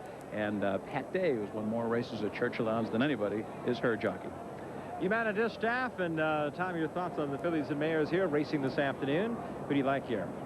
Well, we got to go with a little speed, don't we, Chris, after all of that? So we're going to go with one of the horses that's going to show some speed, Miss Rahi Ra, post position number 5, and we'll play that angle. Yeah, Tom, with all this speed now, is it time to just throw away all your earlier convictions on the Kentucky Derby and think about stretch runners and, my gosh, I've got to find a speed horse? Gosh, I don't know. I mean, track bias, and it's not that wild. I don't think plays that important a role. The big thing is being able to run 1.25 miles, and I don't think they're going to be changing any horses in midstream, so to speak. You've always talked about, too, being in contention. You've got to be there when they're really running starts. Well, yes, but any horse can win the Kentucky Derby, and I'm not discounting the fact that a stretch runner could win it today either. All right, so we'll be keeping an eye on that. Of course, the Derby, the 8th race, 5:32 is the post time for the Kentucky Derby. Tom, we're going to take a look at the feature on some of the foreigners that have come over here, and it really is maybe the most international of the Kentucky Derbies. The horses from England, from Canada, and from Japan. Tom Durkin takes a look. Churchill Downs here last November, the Breeders' Cup Juvenile, and there is Eltish taking the lead. But he will finish second to Timber Country in the Juvenile, the American 2-year-old champion. Eltish was the 5th top-rated 2-year-old in Europe last year, and he's had only... The English news runners think the English horses will do well. We talked to a Japanese turf rider. He liked the Japanese horse. Talk to a Californian, he'll like a Californian. A New Yorker, he'll like a New Yorker. Let's talk to an Oklahoman. I'm sticking with my American horses, Tom. We'll head to the breaks and look at some more of the beauty. There's Janine Turner of Northern Exposure on Derby Day 95. Beauty everywhere at Churchill Downs. The lovely Lonnie Anderson, the actress here, enjoying the Kentucky Derby 121. Tradition that started back in 1875, and it's going to continue here in 1995. And let's take a look at how they're betting the Kentucky Derby right now at Churchill Downs. We'll see what effect those fast races earlier have had on the betting. Pyramid Peak, Jambalaya Jazz, the entry at 16. Serena's Song, Timber Country at 7-2, the favorites for the Kentucky Derby. Dazzling Falls at 25. Wild Sin, the Bluegrass winner, 15. Suave Prospect of Nick Zito's barn at 11-1. El Tish, that is the only foreign invader that is not part of the field, now at 13-1 for the English horse. Jumron, who was bred in England, is at 5. Talkin' Man, the Canadian champion, at 4. Burt Bacharach's Afternoon Delights is at 9. Late running to Hano Run at 9. Thunder Golf still seems a big price. The Florida Derby winner not getting respect in Kentucky at 25 to 1. Then we'll take a look at some of the field horses. The rest of those all at 10 to 1, including the Japanese ski captain and the English runner Citadine. Bob Newmeyer. One of the double-digit long shots in the upcoming Kentucky Derby is, of course, Wild Sin. He was a wire-to-wire winner in the Bluegrass Stakes at Keeneland, cleverly rated by our guest, Randy Romero. I don't think you're going to have the same cozy pace situation today, Randy, that you had at Keeneland a couple of weeks ago. No, he's a horse that's versatile. He doesn't have to be in front. And they're really going really quick the first quarter. I just sit off of him. And when I ask him to run, he'll come running. A lot of folks were thrilled with your win in that race, and it was a meaningful one to you. Maybe you could tell us a little bit about the reaction from Randy Romero fans following that big race. Everybody was so excited for me. It's been a long time since I get back going again, and I'm very happy with that, where I'm at now and the chances I have for the big race. And you'll see a lot about him more today. I think he can win it all. There you see Wild Sin galloping away. You walked through a half mile in 49 and plenty of gas left in the tank, and a jubilant Randy Romero waving to your fans at Keeneland. Of course, Kentucky and winning races here in this state means a lot to you, doesn't it? Yeah, it is. I'm glad to participate in the Derby again, and as much as I've been through it and coming back to having a good horse like I have, I'm excited. Track seems to be playing for speed. At least that's what it seems to be anyway. Very fast times. A lot of the front runners doing well. That would play well for your horse. Are you going to send him right up there against Serena's Song? Yes, I am. I'm going to go out there, and if she wants to challenge me, if she's going to really press me hard, I'm going to go ahead and let her go on and just sit off for it. But if not, if I'm in the inside post, I'm going to take advantage of it. If he breaks up in front and wants to run, and I'm going to let him do his thing. So your goal here is to break and outrun Serena's Song into the first turn. You'd like the lead going into the first turn. Well, sure. I would like to get up close to the leaders, and, you know, I just have to see how much I'm hurting my horse. I'm not going to hurt him to be where he's going to be. He's going to do it within himself wherever he's at. All right, Randy Romero, have a pleasant journey. Thank you so much. He'll be riding Wild Sin in the upcoming Kentucky Derby. Chris? If you want to cheer for someone, you can cheer for Randy Romero. This guy deserves a break. Fans of all ages here for the 121st Kentucky Derby. We'll be back with a post-parade for the Humana Distaff. Churchill Downs, the aerial shot from the Goodyear blimp Spirit of Akron. How do you tell it's a great sporting event? Just look up. The Goodyear blimp is there. You know you're at something special. Patrick Henry is the pilot, and Richard Morkel is the cameraman, providing us with those aerial shots. Looking ahead to the weekend on ESPN. Join us on ESPN for Sunday Night Baseball tomorrow night, 7:56 Eastern. Ken Griffey takes his Mariners into Anaheim to meet Chili Davis and the California Angels. Here's the post-parade now for the Humana Distaff. It's the 6th race on the program here. We'll start with Al Covey, who won the Fall City here at Churchill by a nose in her last start. She's been off since November, though. Scott Miller is the jockey. The 2 is Her Temper, a 4-year-old filly, $29,000 Keeneland purchase. Second and third in the 2 allowance starts this year. Gary Stevens, a former Derby winner, has the assignment. The 3 is Traverse City. 1 first, 2 seconds in allowance races this year. The jockey Jerry Bailey just found out he has been voted into racing's Hall of Fame. The 4-horse Loris Pistolet. Last victory is back in December of last year. 2nd in her last start here at Churchill Downs, beaten less than a length. The rider, top young rider from California, Corey Nakatani. Miss Rahi Ra, an $18,000 Keeneland purchase. This 4-year-old filly by Rahi is a stakes winner here last fall at Churchill Downs, and Aaron Grider is the rider. The 6 is Clever Act, owned by the Churchill Downs chairman, Will Farish's famed Lanes Inn Silks there, making only her 2nd start this year. Was 1st, 2nd, or 3rd, though, in a number of her starts last year. Mike Smith is the jockey, a 2-time Eclipse champion. The 7 is Gracious Grandy on a 4-race win streak. Stakes winner at the fairgrounds as in front running style. Look for her on the lead. Willie Martinez is the jockey. Velvet Tulip is the 8. 26 trip to the post for this 5-year-old mare, a daughter of Valid Appeal, 5-time winner, but she's 0 for 5 in 95. Shane Sulla is the jockey. The 9 horses footing just won an allowance race at Keeneland, and Julie Crone, the most successful woman rider in history, is in the irons. And the 10 horses Morning Meadow with Pat Day, 2nd in a Pippin Stakes at Oaklawn after 2 allowance victories at that Arkansas track. There is the field of 10 for the running of the Humana Distaff. We're about 7 minutes from post. And now more of those excellent adventures with our David Bruner. Welcome back to the infield here at Churchill Downs for Derby Dive. Welcome back to the infield here at Churchill Downs for Derby Dive 95. As you can see, things are getting a little out of control here. Right now we have Cindy from Louisville, and she's getting ready to make her jump. So here we go.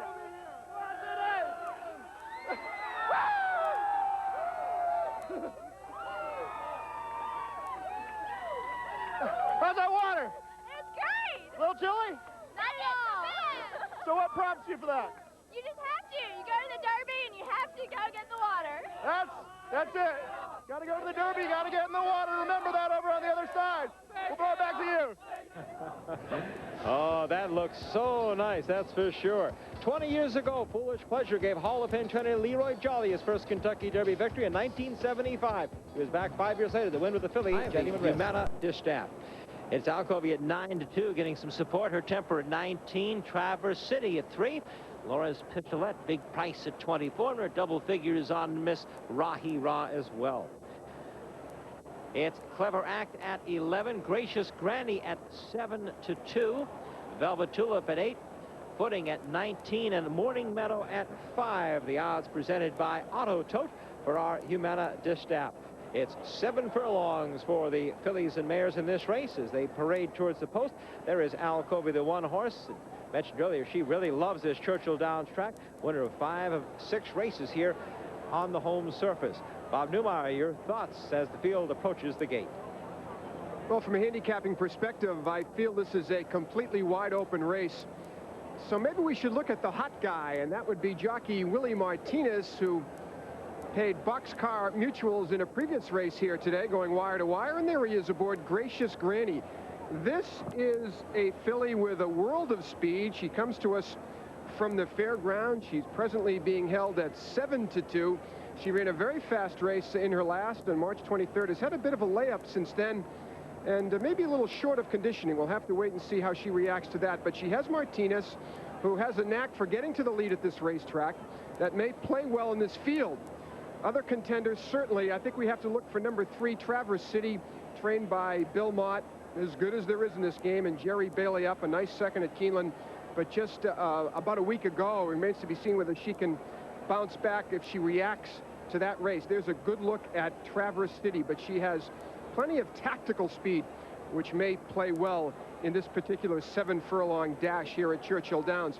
I think that the West Coast horse number 8, Velvet Tulip, also has a chance. Velvet Tulip has been running primarily on the grass lately in sprints out in Southern California and has been off form, but her second to Desert Stormer in a grade 3 stake in March would be very competitive in this race, and she's up at the board at 7-1, trained by Brooke Kessinger Jr., ridden by Shane Sellers. So kind of a smorgasbord here, Chris. Any one of 4 or 5, I think, have a legitimate shot here in the Humana Distaff. All right, Bob, some handicapping thoughts from Bob Newmeyer. Talking over the race here is Geraldo, and visiting with international artist Leroy Neiman, who has a lot of his equine artwork on display at the Kentucky Derby Museum on the grounds here at Churchill Downs. That'll be up for some time. You should get by to see that. Stakes record at 122-1 for the Humana Distaff. The track record, and we need to point this out because we've been breaking some records here today. We set 1 track record. We've been 1/5 of a second off a turf course record, 2/5 of a second off another track record. So it has been a speed track. They're loading up for the Humana Distaff 7 furlongs. The purse, $114,500. Tom Durkin will call it for us. And just a couple more horses to load into the starting gate. There is Laura's Pistolette, who has just moved in. Just to her outside will be Miss Rahi Ra, who's got some of that early gas that is such an advantage this afternoon. And on the far outside will be Morning Meadow.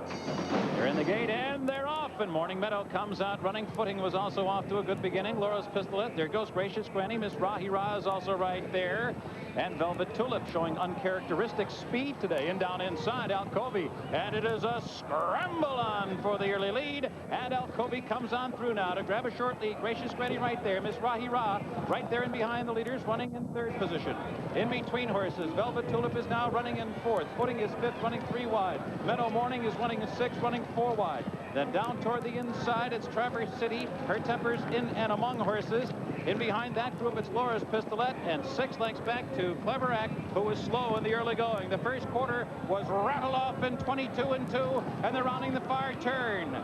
On the outside, Gracious Granny now driving up to engage Alcovy. Those two going head-to-head now as they move toward the top of the stretch. The half went in a blistering 45 2/5 seconds. Here comes Meadow Morning, charging hard on the outside. And the rail is opened up for Traverse City, and she's coming on through. On the far outside, Laura's Pistolet. Gracious Granny's in between horses. Miss Rahi Ra and Clever Act, so far behind early, is drawn into contention. They're inside the final furlong now. Laura's Pistolet on the far outside. Traverse City on the inside. Morning Meadow right there. Morning Meadow and Laura's Pistolet hit the line together. I can't call it from here. Laura's Pistolet and Meadow Morning arrive at the line together. Traverse City was third, and the time was 1:22.1. Wow, what a horse race. And we're going to have to wait for the photo to separate these two.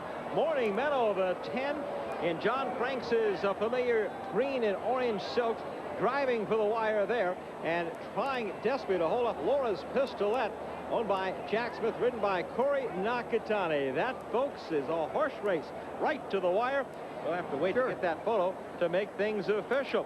Bob, I don't know if you can separate them or not. Let's take a look at the stretch run in the Humana Distaff.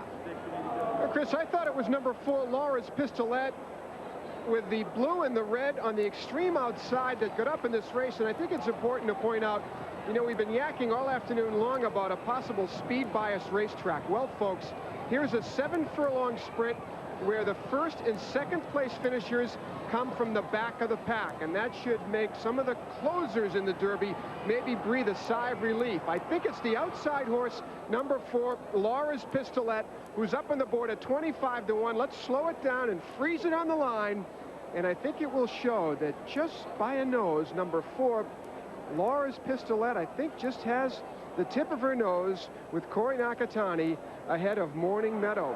But a thrilling race, and once again, Longshots ruling the day here at Churchill Downs, 25-1. Laura's Pistolet looks like the unofficial winner. She hasn't won since last December. She's heading to the winner's circle now. Murray Nakatani, the jockey. Murray Johnson, the trainer, owned by Jack Smith, this daughter of Big Pistol, our unofficial winner here in the Humana Distaff. Just getting the photo over Morning Meadow, the 10 horse. And the time, 1:22.1. That equals the 7H track record here at Churchill Downs. Tom Durkin with a look from way above. Yeah, just to correct that fact, Chris, it's 1:21.1, the track record, so one exact full second off. There is Laura's Pistolet on the far turn. You can see how well back in the field she is, although not absurdly far behind. This point on the turn, about 6 lengths behind. The horse that is third over on the outside now is Morning Meadow, and that is the one that will provide this very close photo finish. Laura's Pistolet taking the overland route and the come from behind route, and that was the route to victory. So I guess we shouldn't make too much of this speed bias deal. The track is certainly quicker than it has been in past years, but I don't want to get too excited about this speed bias thing quite yet. But there's the winner. Thank you, Tom. There is Corey Nakatani. You're right. The 1:21.1 is the track record. The 1:22.1 equals the stakes record, and done by Laura's Pistolet. 10 years ago, 1985, Spendabuck goes wire to wire for Angel Cordero and trainer Cam Gambolani to win the Derby. The 3M Filtrete microparticle air filter outperforms all other 1-inch filter. To Churchill Downs on ESPN2, and you're taking a look at Laura's Pistolet, the winning filly for the Humana Distaff. And hey, Laura's got a lot of fans. That winner's circle is jammed. There's Corey Nakatani, the rider, in there. Murray Johnson, the trainer. Jack Smith, and Jack's got a lot of friends. Everybody wants to be in the winner's circle at Churchill Downs, but especially on the day they run the Kentucky Derby. Take a look at the crowd jammed into the circle there. That, of course, is on the track side. The winner's circle for the Kentucky Derby is across the track in the infield and only for the Derby. Laura's Pistolet price, wow, $61.60. How about that, folks? $22.0840. Morning Meadow, who just lost the photo for John Franks, $7.0420. And Traverse City gets the show payoff of $3.20. Presentation being made for the Humana Distaff is Corey Nakatani with the trophy there, and hugs all around for a great job there by Humana Distaff Connections with Laura's Pistolet. Here are the Wittenauer splits, and again we'll point out that 1:22-1 is a stakes equaling record. It is a second off of the track record for 7 furlongs here at Churchill Downs. Temperature got to be approaching the 80-degree mark now, and after the last couple of derbies we've had cold weather and rain. It is a welcome treat. We're still waiting on an attendance figure, but it could be a very big crowd today, certainly over 130,000. Remember, yesterday we did set a record on Oaks Day with 87,000 plus here. Laura's Pistolet, a daughter of Big Pistol. It's been a while since she's had a trip out of the winner's circle. Pointed out she'd not won at all this year. Her last victory coming last December, but was second in her last start here at Churchill. So Laura's Pistolet claims the Humana Distaff, last of our live races here. Well, that winner's circle we pointed out is a real jam-packed area. Let's see if our man Jeff Metters has found a way to get an interview for us. Well, I'm with Lauren Hebel, who is very excited. First off, just introduce me to everybody that you have here. Everybody here is our great trainer, Murray Johnson, Corey Nakatani, his wife, Michelle, and it's been a great team, and so we had a terrific time, and thank you, Humana, for sponsoring this race, and it's been an exciting day. Now, I've been here all day, and I've seen some pretty excited winners. You had tears. You definitely take the cake for the most excited. Well, it was so unexpected, and she ran a great race the last time she was here, but she got bumped in the stretch, and so now she came back today and just ran her heart out, and she always tries, and we knew she'd try again today. And Murray did a great job of getting her ready, and we ran her back a little sooner than we all thought we would, but she was ready, and she let Murray know, so that's where we are. She let my wife know, and she gets on her, and we knew she was good. I hope you had money on her because she paid big. I did. I had a little bit of money on her. Thank you. I got to ask Corey one quick question. Corey, they're saying that maybe today's not going to be a good day to try to come from well off the pace, but you may have proven that wrong. I tell you, I just go out there every time and give it my best. She looked like on her form she was real consistent, and I rode a horse called Green Alligator for Murray in first Kentucky Derby I rode, and he ran 4th and ran a tremendous race, and with a little bit of luck that day we'd have won the race. And today she got lucky. We broke running, and she was sitting in a pretty good spot going on the backside, and I moved her out a little bit around the turn and was able to not lose too much ground. And coming through the stretch, she was doing what she had to do to win the race. Pat Day come up on the inside of her and really gave her a strong challenge from the 16th pole to the wire, and she really gave me what she needed to do to win the race. Well, that was a great stretch duel. Got any advice for those guys that are getting ready to run the Derby? I tell you, it's just exciting to be a part of the Derby and everything about the Derby week. You know, they treat you real great here back in Kentucky, and it's an honor for me to be here. And I got to thank Murray for giving me the opportunity to ride the horse. Well, thanks a lot. Congratulations. Thank you. Congratulations to all you guys. Everybody was so excited to win. Thank you. All right. Good luck, Corey. Wow. Lauren Hebel used to be a friend of mine. Not any longer. Not when a horse pays $61.60 and I don't get one tout on it. Thanks a lot, Lauren. Well, David Boone is still fighting his way through the infield of Churchill Downs. Let's see how the excellent adventure is continuing. Body count's getting a little bit high out here in the infield. Dave Bruner back with you, and right now we're going to talk to Josh and Dave. They're from Miami of Ohio University. And how's it going out here? It's going good. Looks like your friends are a little worse for wear. Yeah, we had a little partying last night, and some of them can't keep up with us. A little too much Coca-Cola, huh? Yeah, that's what it was, because some of them are minors, so they weren't drinking, of course. How about you, Dave? You doing all right? Doing just great. Who do you like in the Derby? I don't know. Do you know what the Derby is, Dave? Yes, I do. I was like them a couple of hours ago, though. Well, let's go talk to them and see how they're doing. Come on over here. Hey, who do you like in the Kentucky Derby? Oh, yeah, I like him too. How about you? I'm rooting for Timber Country. Timber Country. Got a Timber Country fan here. I bet Wayne Lukas would like to ask for more about that, but we're going to have to move on. How about you, huh? Who do you like in the Derby? Yeah, I like him too, but I don't know if he's got the dosage or not, so we're going to have to go to some other experts across the track right now. We've gotten pretty good opinions out here. I think Timber Country's a favorite, and hopefully he'll do well for these people. Back across the track. I've never seen an interview with that many unconscious people. Talk about dosage. Those people in that crowd, they got some dosage, that's for sure. I'll tell you, what a group they're getting ready here. Tom, again, quite a big payoff there for our former friend Lauren Hebel. And we had a big payoff yesterday afternoon in the Kentucky Oaks as well. Big numbers on the board as Gal in the Ruckus under Get the Sherbet with Herbert McCauley was the winner. Take a look at that one in just a bit, but right now we have to join Charlene with some of her thoughts on this wild Derby Day 95. Charlene? Chris, a little perspective from a first-time Derby goer, me.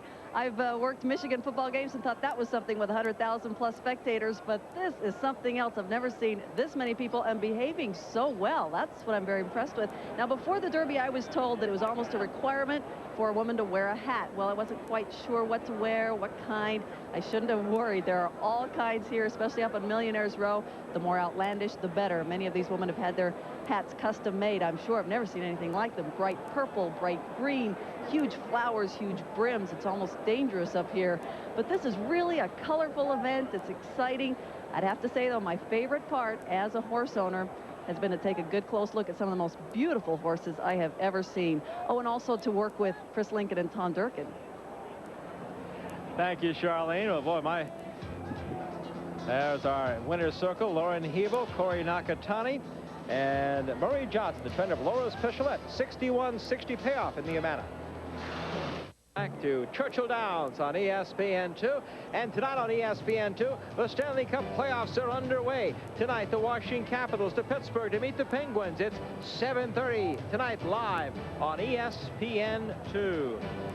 We had some great racing here yesterday afternoon. The Kentucky Oaks, the sister race to the Derby, the 121st running, $500,000, 3-year-old fillies at 1 mile and 1/8. And Tom Durkin, everybody said this race was an absolute cinch. Urbane could not lose. Urbane was an overwhelming favorite. Many folks, myself included, thought that Urbane would have beaten Serena's Song had Serena's Song run in the 9-furlong Oaks yesterday, but that was not the case. Winner, a Gal in the Ruckus, 35 to 1, $70 to win, 12.20 in the middle. Urbane, short-priced favorite, finishing second. Sneaky Quiet came on to be third, returned 260 to show. Big exact to pay off there with the long shot on top. There's Herbert Get the Sherbet McCauley, John Ward, a third-generation trainer, and the owner, John Oxley, from Chris Lincoln's hometown of Tulsa, Oklahoma. Absolutely. It was that great Tulsa, Oklahoma. I can remember yesterday, Tom, in setting up that race, you said, call the sheriff if Urbane doesn't win. Why didn't she win? Well, Urbane had trouble on the far turn, had to check behind a tiring horse, Forested. Eddie Delhousse had to check her pretty hard, but didn't lose all that much ground. I mean, probably lost 2 or 3 lengths and a little momentum. Had a clear shot at the top of the stretch, a 1/4 mile to get a 35 to 1 shot, and just didn't do it. Now, maybe she cut her legs. Any number of physical problems might have happened, but just not good enough to win yesterday.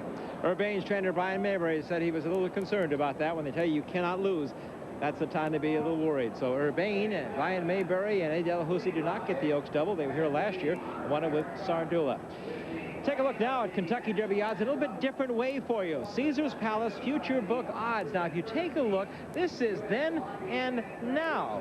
You could have at one point at Caesar's Palace gone in and gotten Future Book odds of 60 to 1 on Afternoon Delights. You're now 9 to 2 in the morning line when they set the Derby field. Serena's Song at 65 to 1, along with Timber Country at 20. They're now 5 to 2 from the morning line. Talkin' Man, the Canadian champion, was 40, now 7 to 2, and El Tish from England, 12 to 1 in Kentucky, was 40 to 1 at one point. The Caesars Future Book in Las Vegas. We call that missed opportunities. Rental Racing Across America brings you back to the home of the Twin Spires and the greatest race in America. the Kentucky Derby. And joining us now is the man who has been calling the Kentucky Derby since, gosh, how long has it been now, Michael? 78 was my first one. Mike Battaglia. Before that, setting the line for the Derby. Had to set it again this year. And Mike, I know when we talked after the Bluegrass, you were really concerned about how tough it was going to be to set that line. Things sort of fell into place after that, though. Wayne Lukas helped me a lot, Chris. You know, when he decided to run the filly, with her speed and with the way Timber Country runs, I think that entry really complements each other. So I think that was it made a pretty solid favorite. We know the way Talking Man's been running. He was a pretty solid second choice, although a lot of money's coming in on Jumron. I got to give Mike a lot of credit, too, and compliment him. He's done a great job setting the line, and it's been borne out by taking a look at the way they've bet the Kentucky Derby. Now, these are current odds at Churchill Downs. We'll take a look at them and get, Mike, your comments here on this and how it reflects your line that you set. Any real surprises in your mind at this point, the way the betting is going? Well, you know, I haven't looked. This is the first time I've seen the line since yesterday, so I see 7-2 on the entry, Serena Song and Timber Country. I assume they're still the favorite at that price. 16-1 on the entry. I like this John Ward entry. They're betting them down a little bit. Dazzling Falls 25, Wild Sin, Suave Prospect 11. Those horses are right in line, so no surprises in those. I think that's the surprise right there. Jumron, Eltish at 13. Jumron's been bet in half, down from 10-1. A lot of people were impressed with that race in the Santa Anita Derby. Talking Man, perfect. Afternoon Delights, the Rodney Dangerfield of the race. He gets no respect. He's ahead, away from being unbeaten. He's 9-1. Tejano Run, 8-1 on a track that's been favoring speed today, Chris. The speed horse has been running fairly well. Might hurt him a little bit. Thunder Gulch at 25, and of course, the field's going to get a little bit of play because there's just so many horses in it. Now, could that be an overlay on Thunder Gulch? I mean, this is the horse that won the Fountain of Youth. He won the Florida Derby. Did that Bluegrass hurt him that much? Well, I thought that the draw might have hurt him. He's one of those tactical speed horses that wants to be fairly close to the front. He's going to be stuck outside. There's going to be a lot of speed inside of him. I would think he'd have to run one heck of a race just to stay in contention early. Then when it comes to the stretch, I think he could be a little bit hurting. Also, I think that the Bluegrass might have shown people that he might not be a horse to get a mile and a quarter. 7-2 right now. The entry favorite for the Kentucky Derby, Serena Song and Timber Country. A little high price on a favorite for the Derby. Your reaction to that? I think they'll go down a little bit. I'm not surprised that that they're 7-2. I think they'll go down to 3-1 or 5-2. I think either horse is capable of winning, especially, like I said, with the speed holding up so well. If they let Serena Song go, she could get out there and run. But I'm telling you, watch the John Ward entry. He upset the Oaks yesterday. He could upset the Derby today. Well, you always back up your selections with a pick. Is that the pick, the entry? That's my pick. That's my wager. I'm going to go down now and make some exactas and trifectas with John Ward with Pyramid Peak and Jambalaya Jazz. You heard it from Mike Battaglia, the voice of the Kentucky Derby. Charlene Hawks, how's it looking, Millionaires Row? Well, all this week, there have been a variety of ways to celebrate the Derby, from the Great Steamboat Race to waiters racing with a glass of wine on their tray and the Run for the Rosé. Well, one unique woman has added to the festivities with an especially meaningful celebration. He is the newest entrant into Racing's Hall of Fame. And Jerry, first of all, what's your reaction after receiving such a great honor? Well, I'm very, very happy. It's probably the biggest thrill a jockey can get from the day he steps on the racetrack. It's what you dream of, and I'm very excited. You're one of the lucky riders who have won this race, and that was aboard Sea Hero for Mac Miller in the Rokeby stables a couple of years ago. Yeah, it was for two great guys, Mac Miller and Paul Mellon, and it would be a thrill to do it again. And he's a come-from-behind horse, was a come-from-behind horse, and Tejano Run, your mount today, runs in a similar style. Are there comparisons to be drawn here? Yes, there is. I mean, you can't set the same race up twice. Obviously, it's not going to go exactly the same, but he's going to come from behind, and if I get anywhere near the luck I had 2 years ago with Sea Hero, I think he can be very tough. You mentioned that word luck. It's tough to win this race. 19 horses. You're going to be coming from the back markers. Traffic, congestion, decisions that you have to make. Do I stick on the rail? Do I fan him 7 or 8 wide and lose the ground? I mean, these really aren't things you can premeditate, are they, Jerry? No, they're not. I mean, you can have a game plan, but you certainly can't plan every move you're going to make because so many things change throughout the course of the race. Holy Bull would have been a great horse to follow last year, but he didn't break well and didn't show any speed, so if you plan to follow him, you were in trouble. Things like that happen. Handicap the race for me, how you see it, how you think it might unfold. Who are the horses that you think are the real stories here today? Well, I think the inside speed's got to go, and Serena Song is probably going to go. Talking Man, Afternoon Delights, Timber Country are probably going to be in the second flight. I hope to be 8 or 9 lengths off the lead, probably in the third or fourth flight. And I just hope at the half-mile pull, a lot of horses start dying off, and a lot of horses are making their move, and it gets to be a jam about that point. and I hope I can make it through that particular area without getting stopped or having to go too wide. Will you try to tuck into the rail? Would you like to save ground even with a closer, or would you like to stay in the middle knowing that maybe you have to angle outside for that sweeping turn? Well, I don't think my horse is 10 lengths the best, and I think if you plan to stay outside the whole way, you're fooling yourself if you think you're going to win. So obviously I like to tuck in on the first turn, save the ground there, and then I have an option on the second turn. Best of luck. Thanks. Jerry Bailey, he'll riding Tahana Run in the upcoming Kentucky Derby. Chris? Jerry, the president of the National Jockeys Guild. I know they're all very proud of their peer. He is headed to Racing's Hall of Fame. Well, even those lead ponies that the Outriders are on get dressed up for Derby Day. Their manes all done up with flowers here. Of course, the flower of choice, the one everybody talks about this afternoon, are roses. They'll run for the roses in the 8th race this afternoon at Churchill Downs. The post time at 5:32. Well, for weeks, maybe even months, people have been pondering the question of how will this race be run? We took Tom Durkin down to the grandstands at Churchill Downs to have him think it over. Attendance figure here at Churchill Downs. Again, take a look at this crowd because you're looking at the second largest crowd in the history of the Kentucky Derby. And this is 121st running, 144,110. The only bigger crowd, 163,628. It was the Centennial Derby in 1974, the 100th Derby the candidate won. Today is right behind that, the second largest for ESPN2's coverage of the Kentucky Derby Day. As you look live at the winner's circle at Churchill Downs, where at a little after 5:35 to 5:40 this afternoon, the winner of the 121st Derby will be let in and let into history. That is the only time that winner's circle is used all year for one race, the Kentucky Derby. Well, David Booner has been earning some combat pay. He's been out amongst them there in the infield here at Churchill Downs, and what we just found out is the second largest crowd ever at Churchill Downs for the Derby. Let's check in on David's final excellent adventure. Okay, all the comforts of your living room with 100,000 of your closest friends here in the infield at Churchill Downs.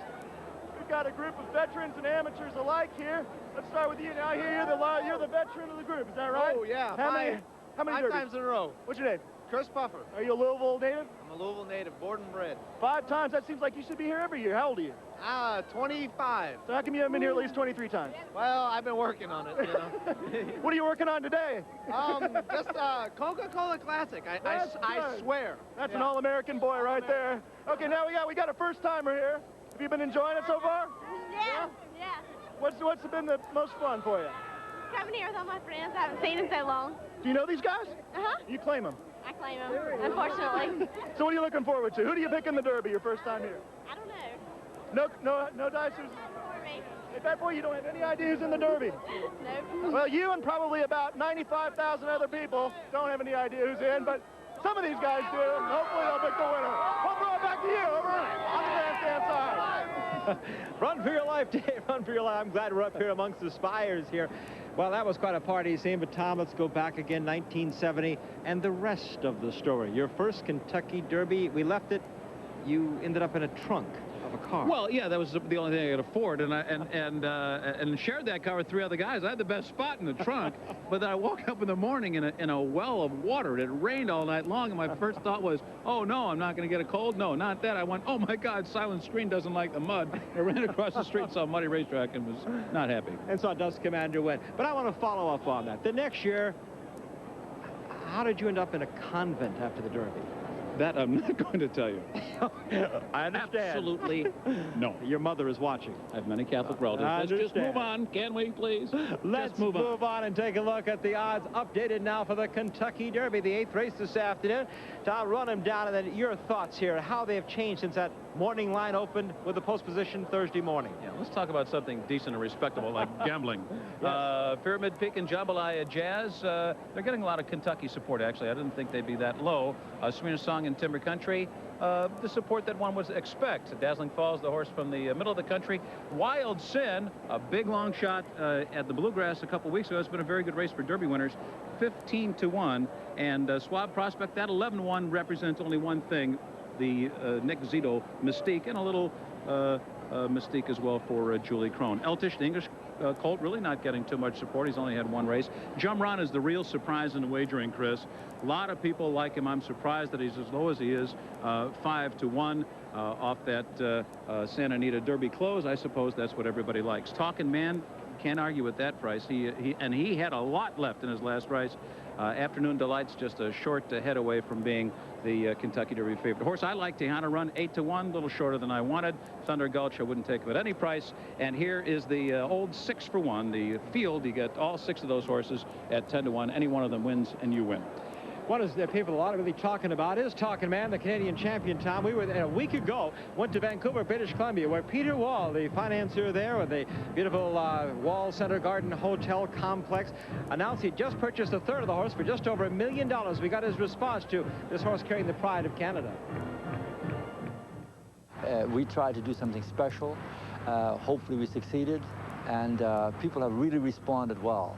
And that gives you sort of a new inspiration to put something back into the community and to represent it. I want to be part of Vancouver. I am part of Vancouver. I'm part of Canada. And there was some kind of excited in Vancouver. This means now the Talking Man carries the hopes of 3 provinces: Ontario with Kinghaven Farms, Helen Stollery at Alberta, and now Peter Wall joins in to bring us British Columbia. He truly is Canada's horse Talking Man. Let's go to our Talking Man in the paddock now, Bob Newmeyer. I have to be honest, I've had difficulty assembling my thoughts since that Bo Derek interview. But nonetheless, I'm going to give you my strategy for picking the Derby. I'm going to bet Jumron to win. I'm disappointed with the price. I thought he'd be 10-1 or higher, and he's 5-1. And let's make an exacta box with the Lukas entry of Serena's Song and Timber Country and Afternoon Delights, and include that 3-horse box as well. I can't let this horse go at 11-1. So that's the strategy, but I've got to admit I'm cold as ice. A man could catch pneumonia standing next to me in my picks the last couple of days. Chris? They'll only remember it if you pick the Derby winner, so good luck there. And you've heard from our experts around the way. Bob Newmeyer with Jumron, Tom Durkin is sticking with Tejana Run. Jeff, do you have a selection down there in the winner's circle? Well, I'm not near as scientific as Bob. He was bred in Nebraska, rose to fame for what fame he has in Oklahoma. I'm going to go with Dazzling Falls, and right now let's go to Charlene. Well, Jeff, up here, a lot of people making their picks based on emotion and their heart. A lot of women, of course, going with Filly Serena's Song and jockey Julie Crone, as I can probably relate to. But up here, it doesn't seem like a lot of educated guests, just people going with more intuition. Chris? Thank you, Charlene. Thanks to all. And this is such a special day. For those in thoroughbred racing, this is the one they all dream about, with that versatile foal, with the one they go to the track to for the first time. All of them thinking about a chance just to run on this one day. The Kentucky Derby here at Churchill Downs. They're asked to do something they've never done before: go 1.25 miles, carry 126 pounds, and do it in front of the biggest crowd they'll ever see. And today, one will make history. One will realize the dream of running for the roses and winning the most famous race in the world, the Kentucky Derby.